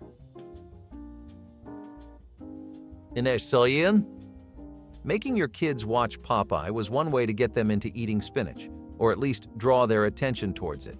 And that's just not something I can stand for. Let's change that with beefaroni, which was one of the best things a certain chef named Boyardee ever left us with. It came out in the 1960s, so the fact that it hit a milestone in popularity just 10 years later definitely speaks for the quality. Rest assured, I can testify too, this dish is worth your time, effort, and money. Boomers loved it for a reason, and that's because it fit into everything the era was trying to achieve. Good, convenient food that's easy to make, needs ingredients you probably already have, and can work for an entire group or a single person depending on how you make it. It also helped a lot that TV culture was booming around the time this came out, so a lot of boomers grew up having beefaroni while watching their favorite Tuesday TV show. It typically was made with elbow macaroni, ground beef, and tomato sauce with cheese, so you might be getting images of an offshoot of lasagna. Best not to confuse this, though, because beefaroni stands on its own 2 feet as a dish that'll rock your world. Aspics are definitely something that provided that much needed sugar rush to get through the explosive decade that was the 1990s, where it felt like the entire world was changing every Tuesday. Artistically, food-wise, and economically, it was a very volatile time. If there was any sense of calm, it was in dishes like this, which leaned into the convenient and easy nature of most of the recipes that became mainstay trends of the decade. People wanted easy food that didn't break their back to make, and aspics worked both as a personal one-on-one dessert and at a buffet-style gathering.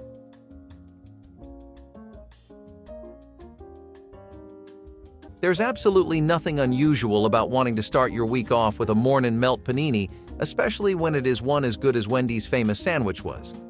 Almost similar in size to a burger from KFC or McDonald's at the time and served with tuna, The Mornin' Melt panini was a great deal at $1.25, especially if you had one of their coupons.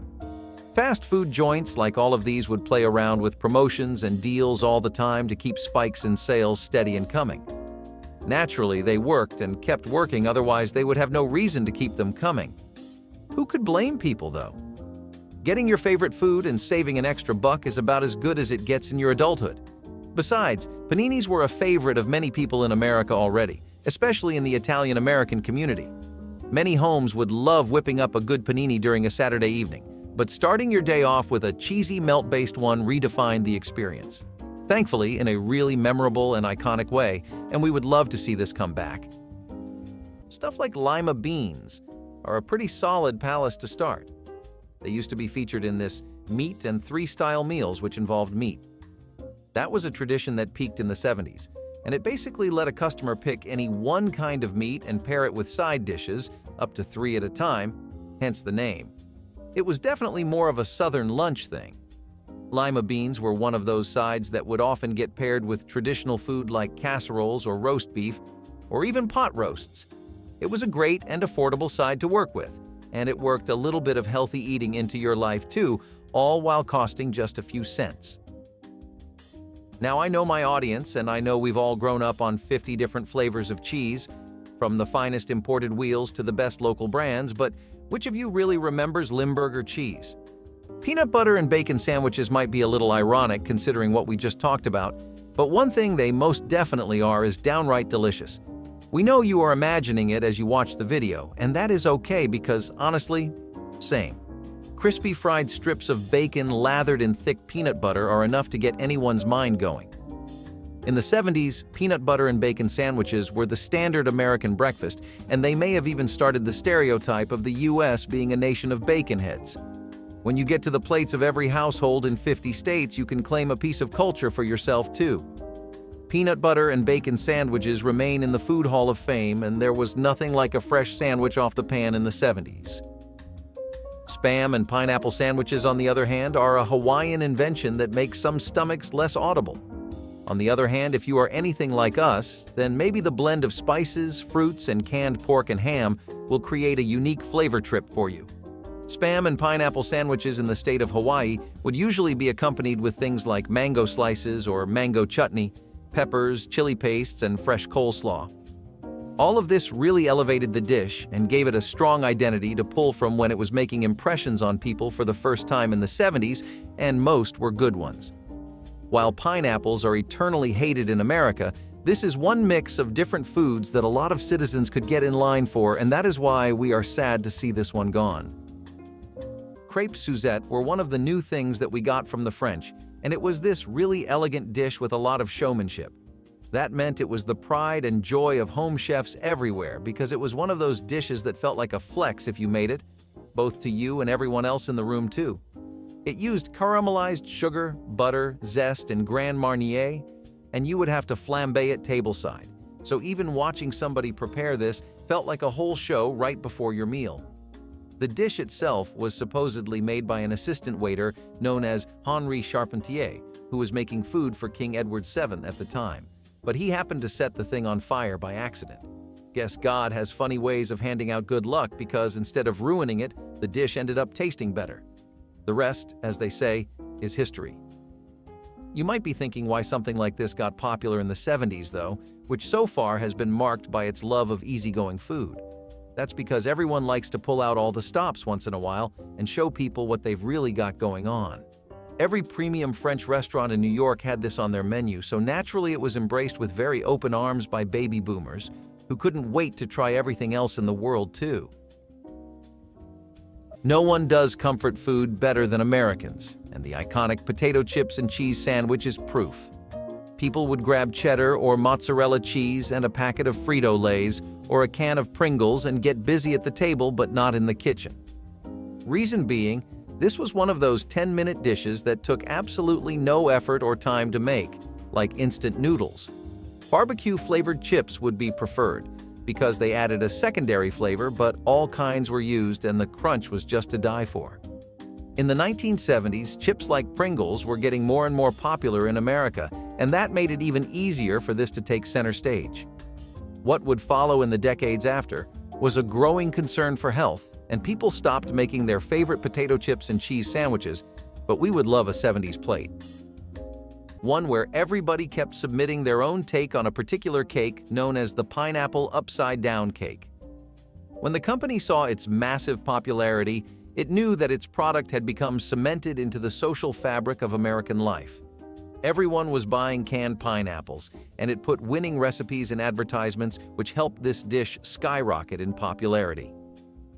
Skip 50 years later with this same momentum, and you have upside-down cakes being a part of the recipe books of home chefs across the country. It's made with pineapple rings with a cherry in the middle. Once you layer it all up and bake it, you just have to invert it, and what you get is a heavenly mix of buttery caramel and tangy pineapple with a cake hidden underneath all that Hawaiian goodness. Pineapple upside-down cake is still a very noteworthy dish that holds its own against anything the modern era has to throw at it, and the presentation helps a lot.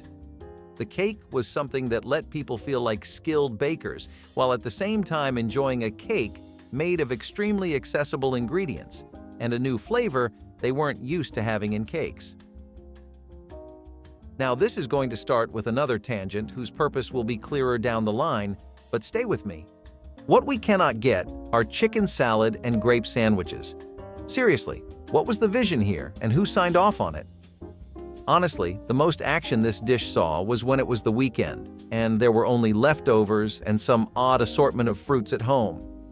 Places like Rhode Island still had a fan base for the flavors this sandwich had, especially in early 1970s, and the highlight here really was the chicken salad. Not something you would have to enter a food coma, but definitely something you want if you are counting calories. Health-wise, this was probably the best sandwich you could get back then, when the alternatives were grease-loaded behemoths or experimental train wrecks. Most of the lovers of chicken salad and grape sandwiches dwindled a lot over the years, and now it is just a memory. The perfect dessert to satisfy your sweet tooth were some grade A blueberry muffins stuffed to the brim with fresh berries. Whenever you would head on over to your grandpa's for some much-needed family time, you could always expect to see a basket full of these right out of the oven.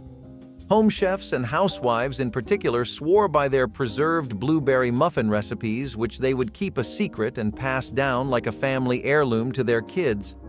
Maybe that is a good thing too, since gatekeeping your grandma's blueberry muffins makes it all the more nostalgic in a strange way. People wanted more out of their muffins than the simple ones they were used to, and the idea of adding berries to them breathed new life into muffins as a whole, which brought them back on equal footing with cookies and biscuits. The bologna and egg breakfast sandwich is a straightforward and satisfying dish that has been enjoyed since the mid-20th century. This dish combines fried bologna, a cooked egg, and cheese on a soft roll or bread. Fried bologna sandwiches have been a staple in working-class American households since the early 20th century, providing a hearty and affordable meal option. The bologna is typically prepared by frying it until it develops a crispy edge, while the egg is cooked to preference, often sunny side up or over easy. The sandwich is usually served on a soft roll or white bread, complementing the savory fillings. In 2019, a food truck in Nashville, Tennessee, gained attention for serving gourmet versions of the classic bologna and egg sandwich, elevating it to a trendy brunch item. Grits are a kind of porridge that is made with dried maize or hominy, and it has to be this really fine, coarsely ground maize.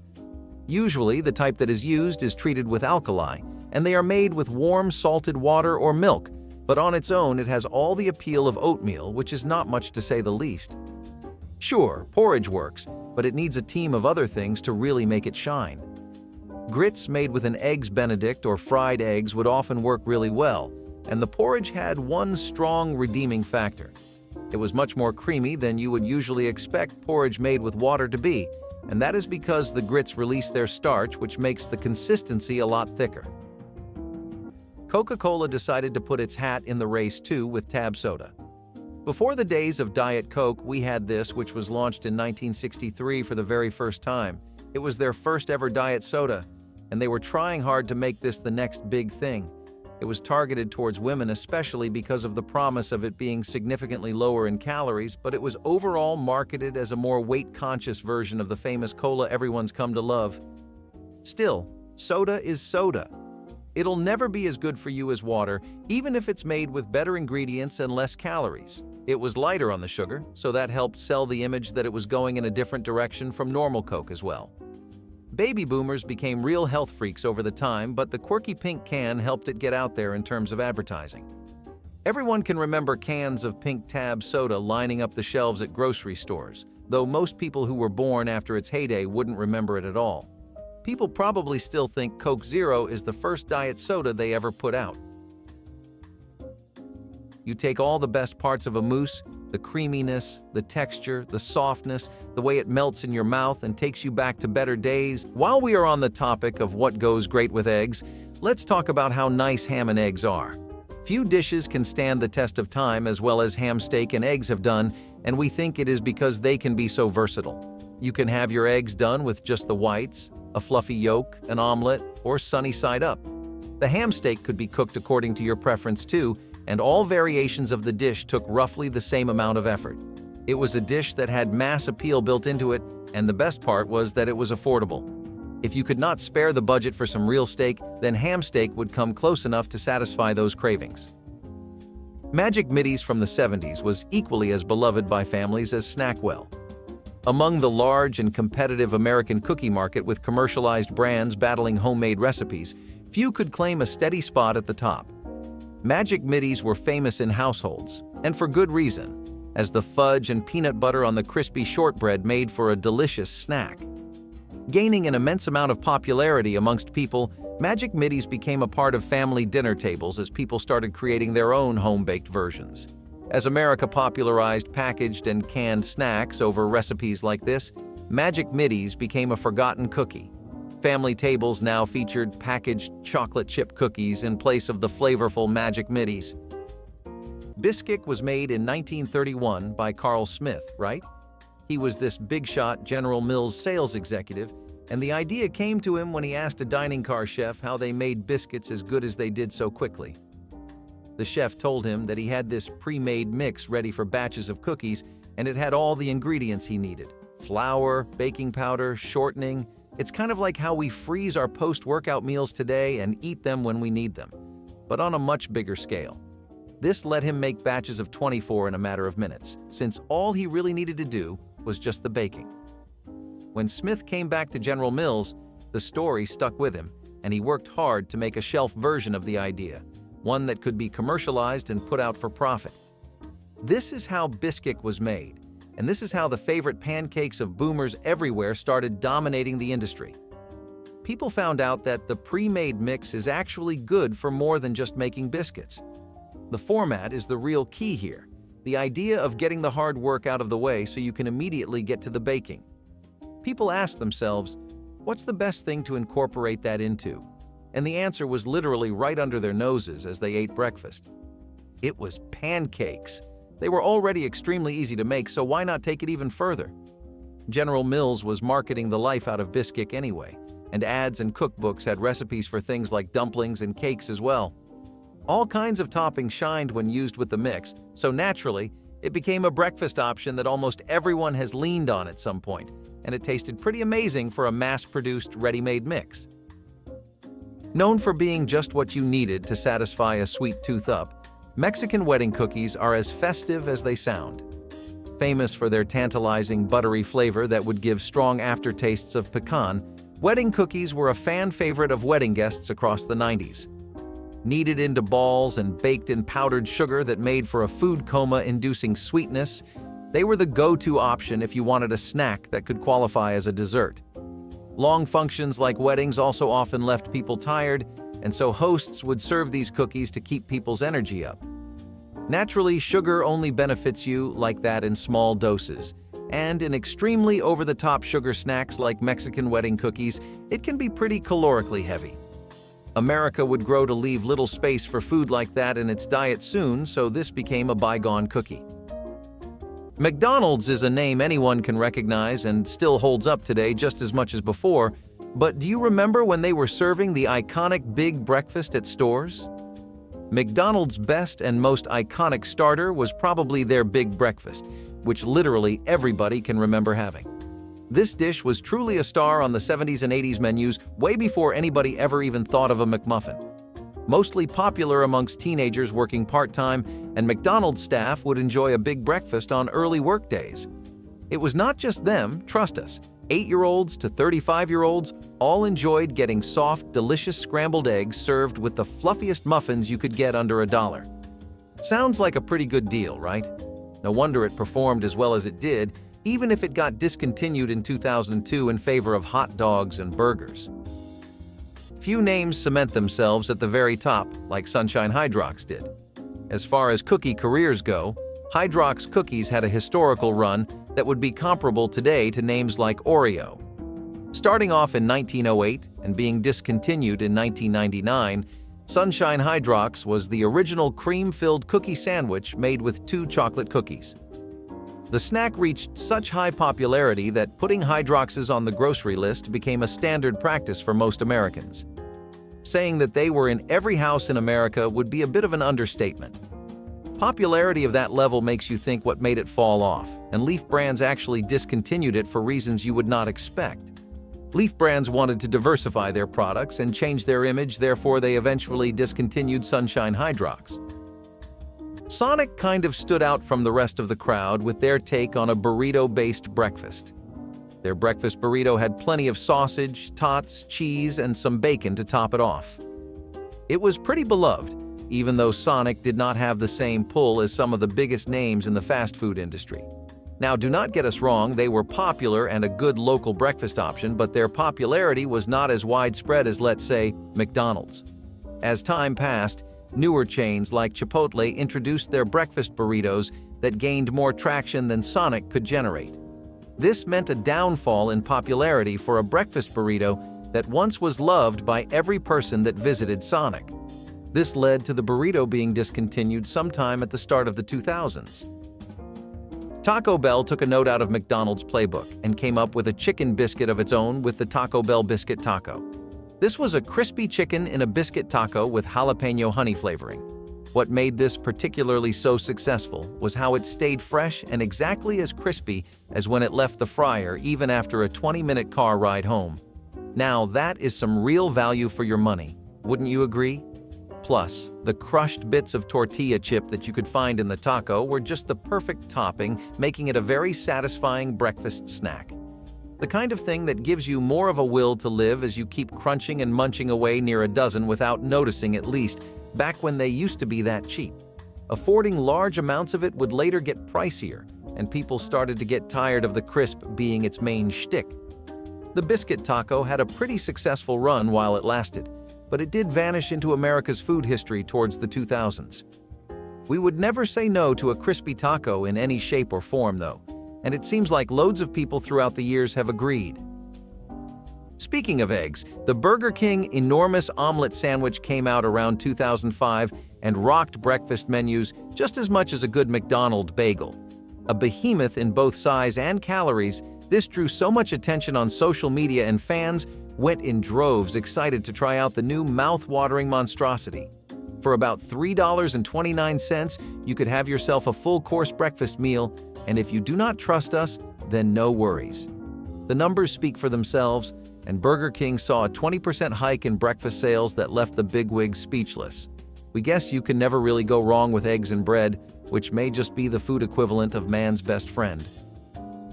Speaking of appearances and design, iced animal cookies took it a step further than just an emoji pasted onto a cookie.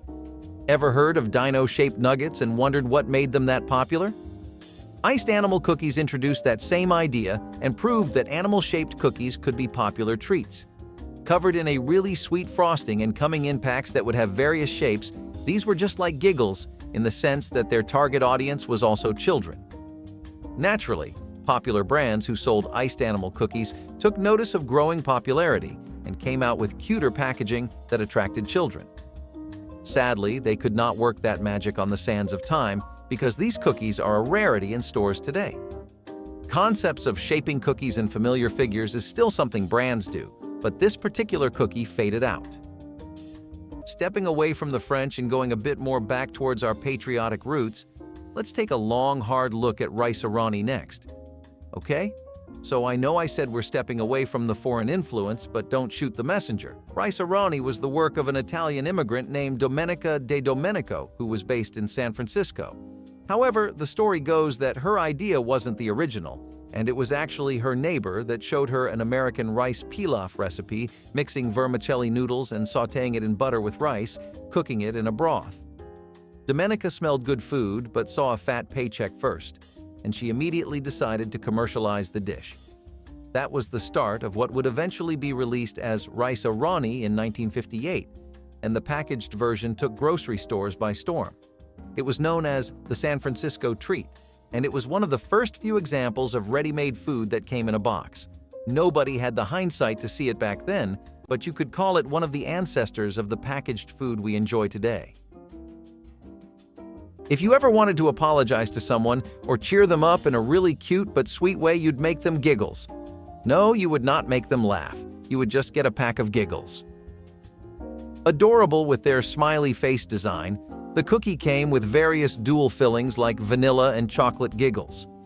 For long were cookies associated with plain designs or bland-looking appearances, as giggles went after their primary audience, young children, and targeted them with cookies that looked like smiley faces.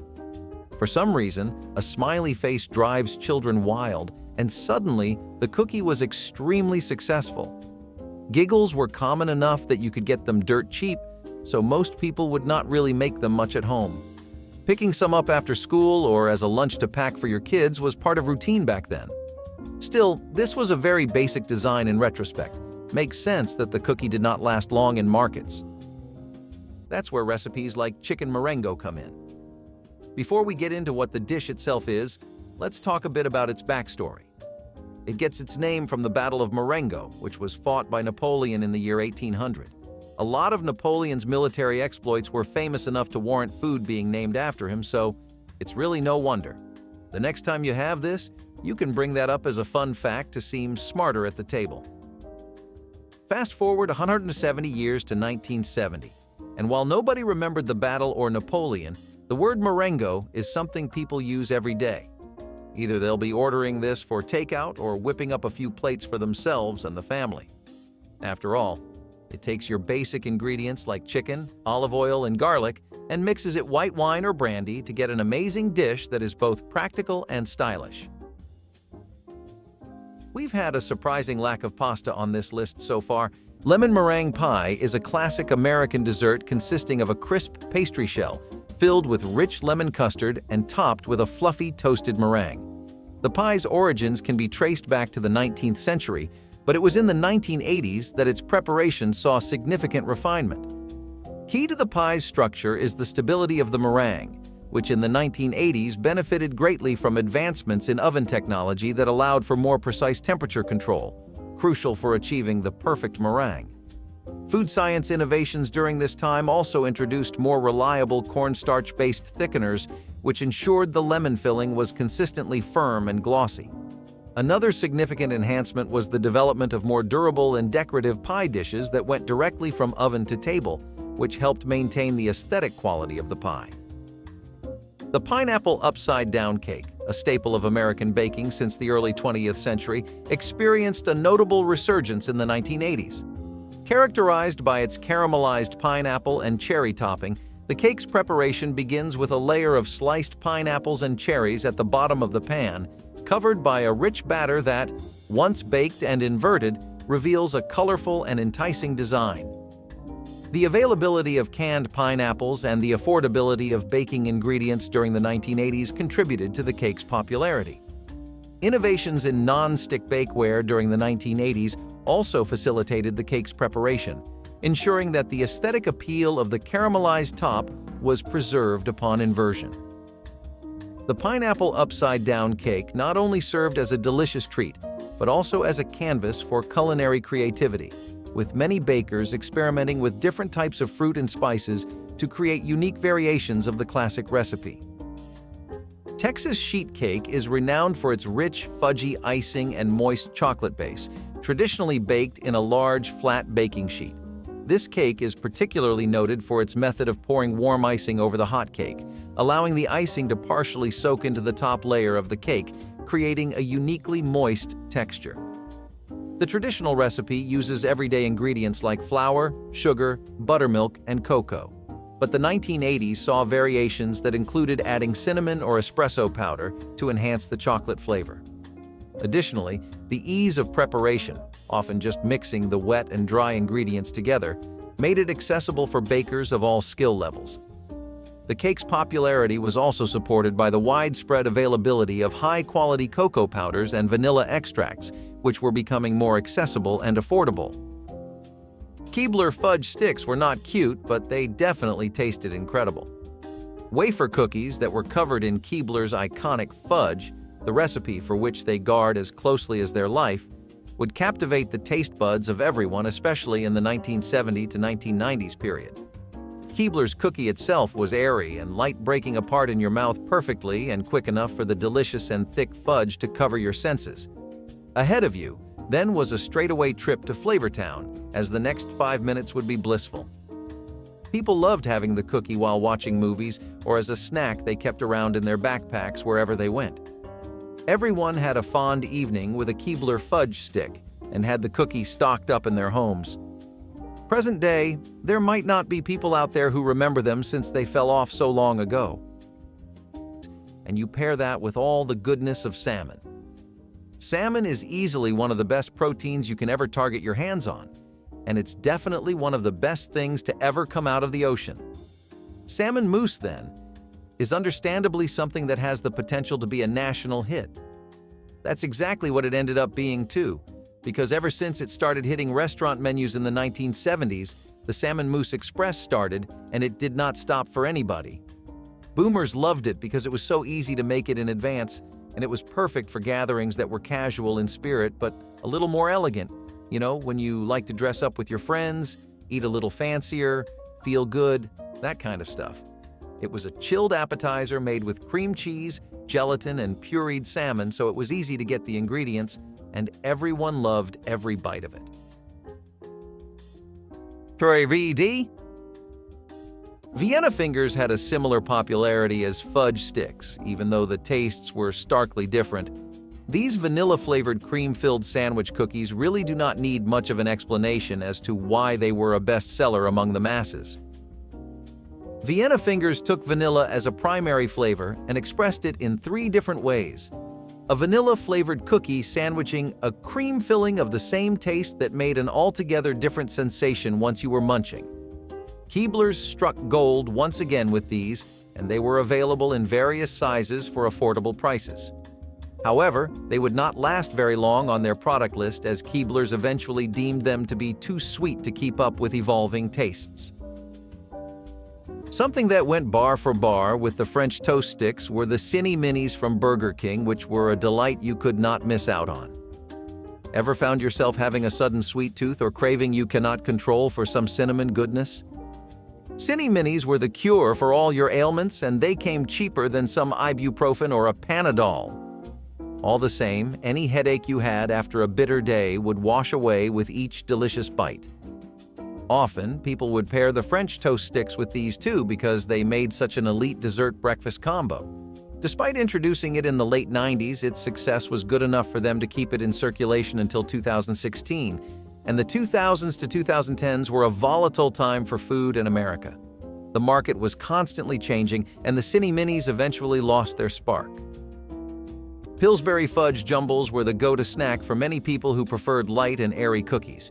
Easy to make and something you definitely will not regret planning a shopping trip for, these cookies were a stellar addition to baking routines across America. Fudge jumbles were a staple of menus for home chefs across the U.S. because they could be made with ingredients you had on hand or ones you could easily order. Chocolate chips or almond nuts, peanut butter filling, or dark chocolate, the ideas were endless with this cookie. Shortbread cookies or oatmeal cookies were popular picks for the cookie base. Sadly, this easy-to-make cookie lost its popularity amongst home chefs as newer and complex cookie recipes were invented.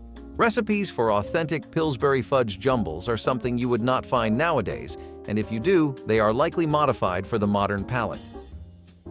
Costing nothing but $1 and 3 minutes of your time as the service worker assembled it, Taco Bell's mini skillet bowls were an amazing breakfast and lunch that people adored picking up. Why was it so good for takeout especially, and not a meal you would typically sit down and have? Because it was super quick in all regards, the preparation and the consumption. A quick affair to get you all readied up on your way to work or school, and it was always a sunny plus side that it left you with enough lunch money for later. In the corporate world, you really need cash on hand at all times for those midday cravings, and that is a part of why fast food culture and restaurants got so popular in the first place. Since the famous old Bell decided to take down the mini skillet bowls from their already stellar menu, people have found quick substitutes and ways around it. You might have noticed that a lot of the cookies on this list died out because they were not healthy enough. Luckily, iced oatmeal cookies would not share the same fate. Towards the 1980s, America had a hunger for snacks that were tasty but did not make the average Joe guilty about calories. People wanted to eat without worrying about gaining a few pounds. Since the public had sentiments like that in mind, healthier alternatives of already tried and tested recipes like iced cookies came about. Iced oatmeal cookies were a tasty replacement, and they were up to the mark in terms of being healthy. Without worrying about how much sugar they were having, people could chow down on a soft oatmeal cookie with a sweet, sugar-free frosting. The health experts might have given wind to the popularity of oatmeal cookies, but people eventually went back to their good old chocolate chip cookies. We have talked a lot about wraps, but what about the great stuff that goes with them? Chick-fil-A filled in the side item role pretty well with its spicy chicken biscuit, which today you can get for $2.25. But back then, during their golden days, both quality and popularity, you could get them for half a dollar. Spicy chicken biscuits were also great as a combo meal with a drink and a side of your picking, and that was something people definitely reacted positively to. The company noted the growing trend of spicy food and predicted that the upward momentum would stay that way, and boy were they right. Even if they played a good part in keeping that pace going in the ever-developing food scene of America, people in general wanted more stuff with a kick. Chick-fil-A really saw an opportunity and grabbed it, and breakfast menus were forever better for it. The McDonald's steak, egg, and cheese bagel came out around the same time as its big breakfast, and was often something families ordered together when they ate out. The incredible mix of egg and cheese with really flavorful steak bits into a bagel was something people in the States could not get enough of. It was especially popular with the older crowd, which is funny because the company initially thought it would be more popular with the younger crowd. Back then, you could get this bagel for $1.25, which was a reasonable steal and a perfect add-on at the time. Breakfast menus around the nation had a hard time competing with the steak, egg, and cheese bagel. And despite it being discontinued, it is an 80s icon we really want back. Snackwell Cookies was a brand so common that you could stop at just about any neighborhood and find a box of these cookies. Snackwells were affordable, decently portioned, and tasty, while maintaining a specific flavor people associated with munching foods. Interestingly, the cookies were famous less for their taste and more for the crunchy texture people enjoyed. This continued until Snackwell's cookies were named as a reason for weight gain in studies during the 1990s. As with any snack, when people come to love one too much, they tend to throw caution to the wind. Snackwell cookies were no exception, even when they were named as a leading cause for weight gain.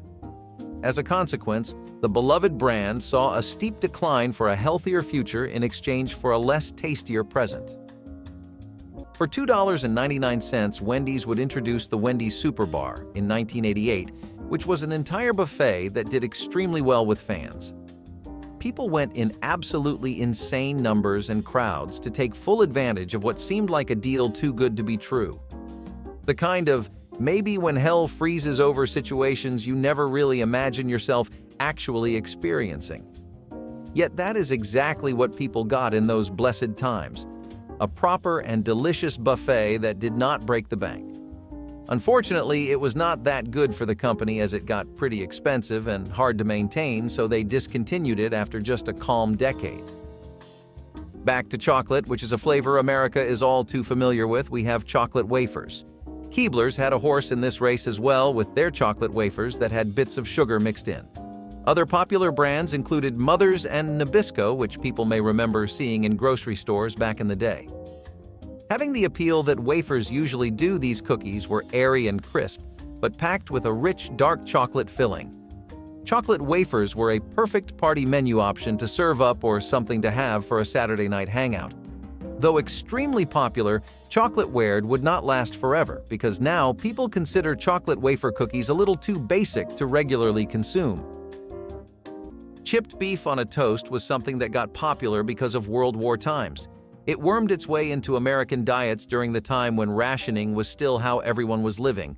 Making lunch out of potato skins and reusing bacon grease as much as possible was popular. It was also one really typical meal for soldiers involved in the war, and that's because it took nothing to make but ticked a lot of boxes when it came to health. You had beef, so you were getting some protein in, you had it on toast, so you had your carbs, which meant you had energy. The sauce was a white bechamel sauce, which might seem fancy if you think about the military. But contrary to popular belief, they also do like seasoning their food with sauces and flavor. It stuck way longer than after the war ended, though, and it became a household dish in the Midwest and South during the 1960s and 1970s. Over there, people really believed in keeping it simple. The French and the Italian intricacies of the world weren't really for them. No, a Southerner believed in red meat and carbs. A happy life was always going to make some mix of the two. And if it was affordable and easy to make, then you knew you had a dish worth writing down in the diary. Chipped beef was just like that, since it was sold in jars and it was available in most pantries. James Dole was somebody who founded the Hawaiian Pineapple Company in 1901. It was a company that specialized in one thing above all else, and that was getting you accessible, premium quality canned pineapples. This company would eventually hold recipe contests to promote the canned stuff it was selling, and many of the submissions were actually pretty genius uses of pineapple. You might be thinking what this has to do with the next dish, but keep your seatbelt on, I'm getting there. The 1925 contest was. Spritz cookies followed in the footsteps of thumbprint cookies by being customizable in terms of shape. Very versatile and fun to bake, these cookies were one of the best snacks to prepare and bring to your friend's home. Families enjoyed baking trays of these, and people had all kinds of mixes and variations for the cookie. Almond extract to vanilla filling and chocolate chips, everything you can imagine probably went into a Spritz cookie at some point. Despite their obvious fun factor and unique taste, Spritz cookies would not last much in American homes. Many ultimately just stopped growing fond of playing around with cookie dough to see what shape you could bake next. Well, in 1969, Cracker Barrel started making a name for itself in the South for providing comfort food of several different taste palettes.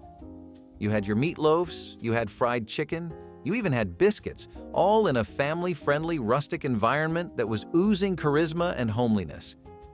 It was hard to keep up with them, and it makes sense why Cracker Barrel managed to become such a popular food chain in that decade, as competitive as it was. It became a staple spot for family dinners and weekend plans. Maybe some of you guys have been there too. Try digging your memory. You'll probably find one at Cracker Barrel, and if you do, then definitely share it with us in the comments. Thumbprint cookies were quite famous amongst children, unlike the Sunshine Cooler. Baked with sugar cookie dough, mixed with more sugar, and sprinkled with just a bit more of sugar, this cookie made for a sweet snack. Conceptually, they sound like plain old sweet cookies, but families put their own twists on how they ate the treat. Usually, these would be made with raspberry or strawberry jam fillings that you could pick and spread on your cookie. People would mix and match different fillings, making their own trademark thumbprint cookie, and it was extremely common as a Christmas or Halloween snack. Plates of customized cookies were devoured by children and adults alike. In due course, the cookies lost popularity amongst customers because of newer cookie alternatives. Bologna and cheese sandwiches were sandwiches that you could pull out of the refrigerator and have nobody raising any eyebrows, only happy smiles and eager stomachs. Bologna spreads were not too popular in America until the 70s, when they first properly started picking up some steam. People got on the bandwagon once bologna and pepperoni pizzas started becoming regular takeout options in states like New York and Chicago. If it works on a pizza, by the laws of nature, it must be tried on a sandwich or burger too. We are not sure who came up with that rule of thumb, but they were really onto something, because this made for a great sandwich that was a meal people ate when all there was for dinner was sleep. While a lot of those cheeses and spreads got discontinued now, we would love to try an authentic sandwich from the 70s because it sounds right up our alley. A basic two-ingredient combo like meat spreads and cheese would continue making their mark with dishes like salami and cream cheese sandwiches. Salami itself was something that Italian-American communities heavily popularized in America around the early 1900s. Restaurants would take the trend and turn it into a surefire facet of American cooking in the 70s with easy and accessible ideas like salami and cream cheese sandwiches. If it works in restaurants, then the next step to making it a long-lasting memory is to make it simple enough for people to eat at home. Cream cheese, some salami, and white bread understood the assignment perfectly, and despite fading away later on, were a beloved sandwich. If you had any Italian family or were in a primarily European neighborhood, you could definitely expect to catch a whiff of these around the block. Maybe cheeses used to be stronger then? Either way, we would love to try this sandwich from the 1970s. A bit on the fancier side, we have English tea cookies, which were the perfect complement to your evening tea. English tea cookies were great to have over a cup of tea with a friend or at a get-together as a casual afternoon snack to keep your appetite tucked. Situational versatility like that made them really popular, since whenever you were thinking you could use a nice, light snack, English tea cookies were there. America was not always fond of cookies like these or tea in general, and it was largely an imported trend. British, who would come to settle in America, brought the custom cookies with them. Once locals saw the tea biscuits, they normalized them and soon saw how good cookies and tea really can be. However, old habits die hard, as American citizens would not have such a fancy afternoon snack often, as the 2000s dawned on the US preferring their usual superstore brands like Hostess. Olives might not make a comeback anytime soon in today's world, but they will return on the list with egg and olive sandwiches. Like we said, olives were starting to get really hot as the ideal sandwich topping. Adaptable, flexible, and cheap is all you want out of an accessory to your sandwich. Like those fancy earrings that go perfect with your dress, olives and eggs went together like a Cupid-certified match made in heaven. People went wild around the mid-1970s for hard-boiled eggs and salted olives in their sandwich, green or black. Black olives got a bit more traction with eggs though, whereas greens synergized better with peanut butter. Would you ever try a sandwich that consists only of an egg and a fruit? By the way, you did know olives are fruits, right? Do not be mistaken. The 90s definitely had their fair share of straightforward cookies like Sunshine Lemon Coolers. Making for a perfect evening tea snack, you could find these light-colored and lemon-flavored biscuits on every family table. Sunshine Lemon Coolers had an appetizing appearance and an even more enticing fragrance that made the cookie popular amongst adults and elderly people. Remembered as one of the most popular lemon-flavored cookies, they had a zesty grip on American households for a long while. Nowadays, they are more of a forgotten name as adults started to prefer plain vanilla crackers over sweet lemon cookies. If you are lucky enough, an old relative may tell you what the Sunshine Lemon Coolers tasted like, but that is the only mention of the cookie left on family tables today. Sardine and mustard sandwiches are as basic as they sound and much better than you might initially give them credit for. Be realistic and think about a post-Depression era America where a lot of neighborhoods and homes were still reeling from the effects. Dollars could buy a bit more and went back to their usual strength, but everything was a bit touch and go for a while, and dishes like sardine and mustard sandwiches were the cure. Even more attractive than the taste was the price of this beauty, because for about $1.50 you had yourself a solid meal. Many labor workers, like your friendly neighborhood forklift or dock workers, might remember eating these during their lunch breaks. People would usually spice it up with other vegetables, toppings, and peppers to make a proper feast out of a cheap thrill. And we would like to join the fun too. If you thought cookies with cream fillings were a good layered snack, then try Hello Dolly's. 7 cookie layers, each comprising its own distinct flavor, made for one explosively addictive and cheap cookie pack you could snack on. People would have packets of these in their cupboards and drawers, and the cookie was sold at marts everywhere. As with all snacks, many parents were dissatisfied with the number of cookie layers and the amount of sugar used. Layers of graham crackers, chocolate chips, and butterscotch chips definitely caused a sugar rush. Eventually, Hello Dollies lost their appeal in the market because of health concerns and newer variations of layered cookies. Peanut butter crunch cookies are a testament to how America clings to its food choices. Despite how tamer lunches like English tea cookies got popular, the classic appeal of a peanut butter cookie just never went out of style. Most people kept up appearances when they were feeling sociable by ordering some fancy light biscuits to go with their tea. All the while, deep down, they would be craving a peanut butter crunch cookie. Yes, there were genuine fans of both styles of cookie, but one just did well with everyone. Kids to old folk, there was not anybody who could turn a peanut butter crunch down, especially during Saturdays where the Super Bowl would be on. A long-lost family tradition now, but back then in the 1970s, it was common to have bowls of peanut butter crunch while matching matches. If you loved this video as much as we loved making it, give it a like, share your favorite breakfast in the comments, and hit subscribe to stay connected.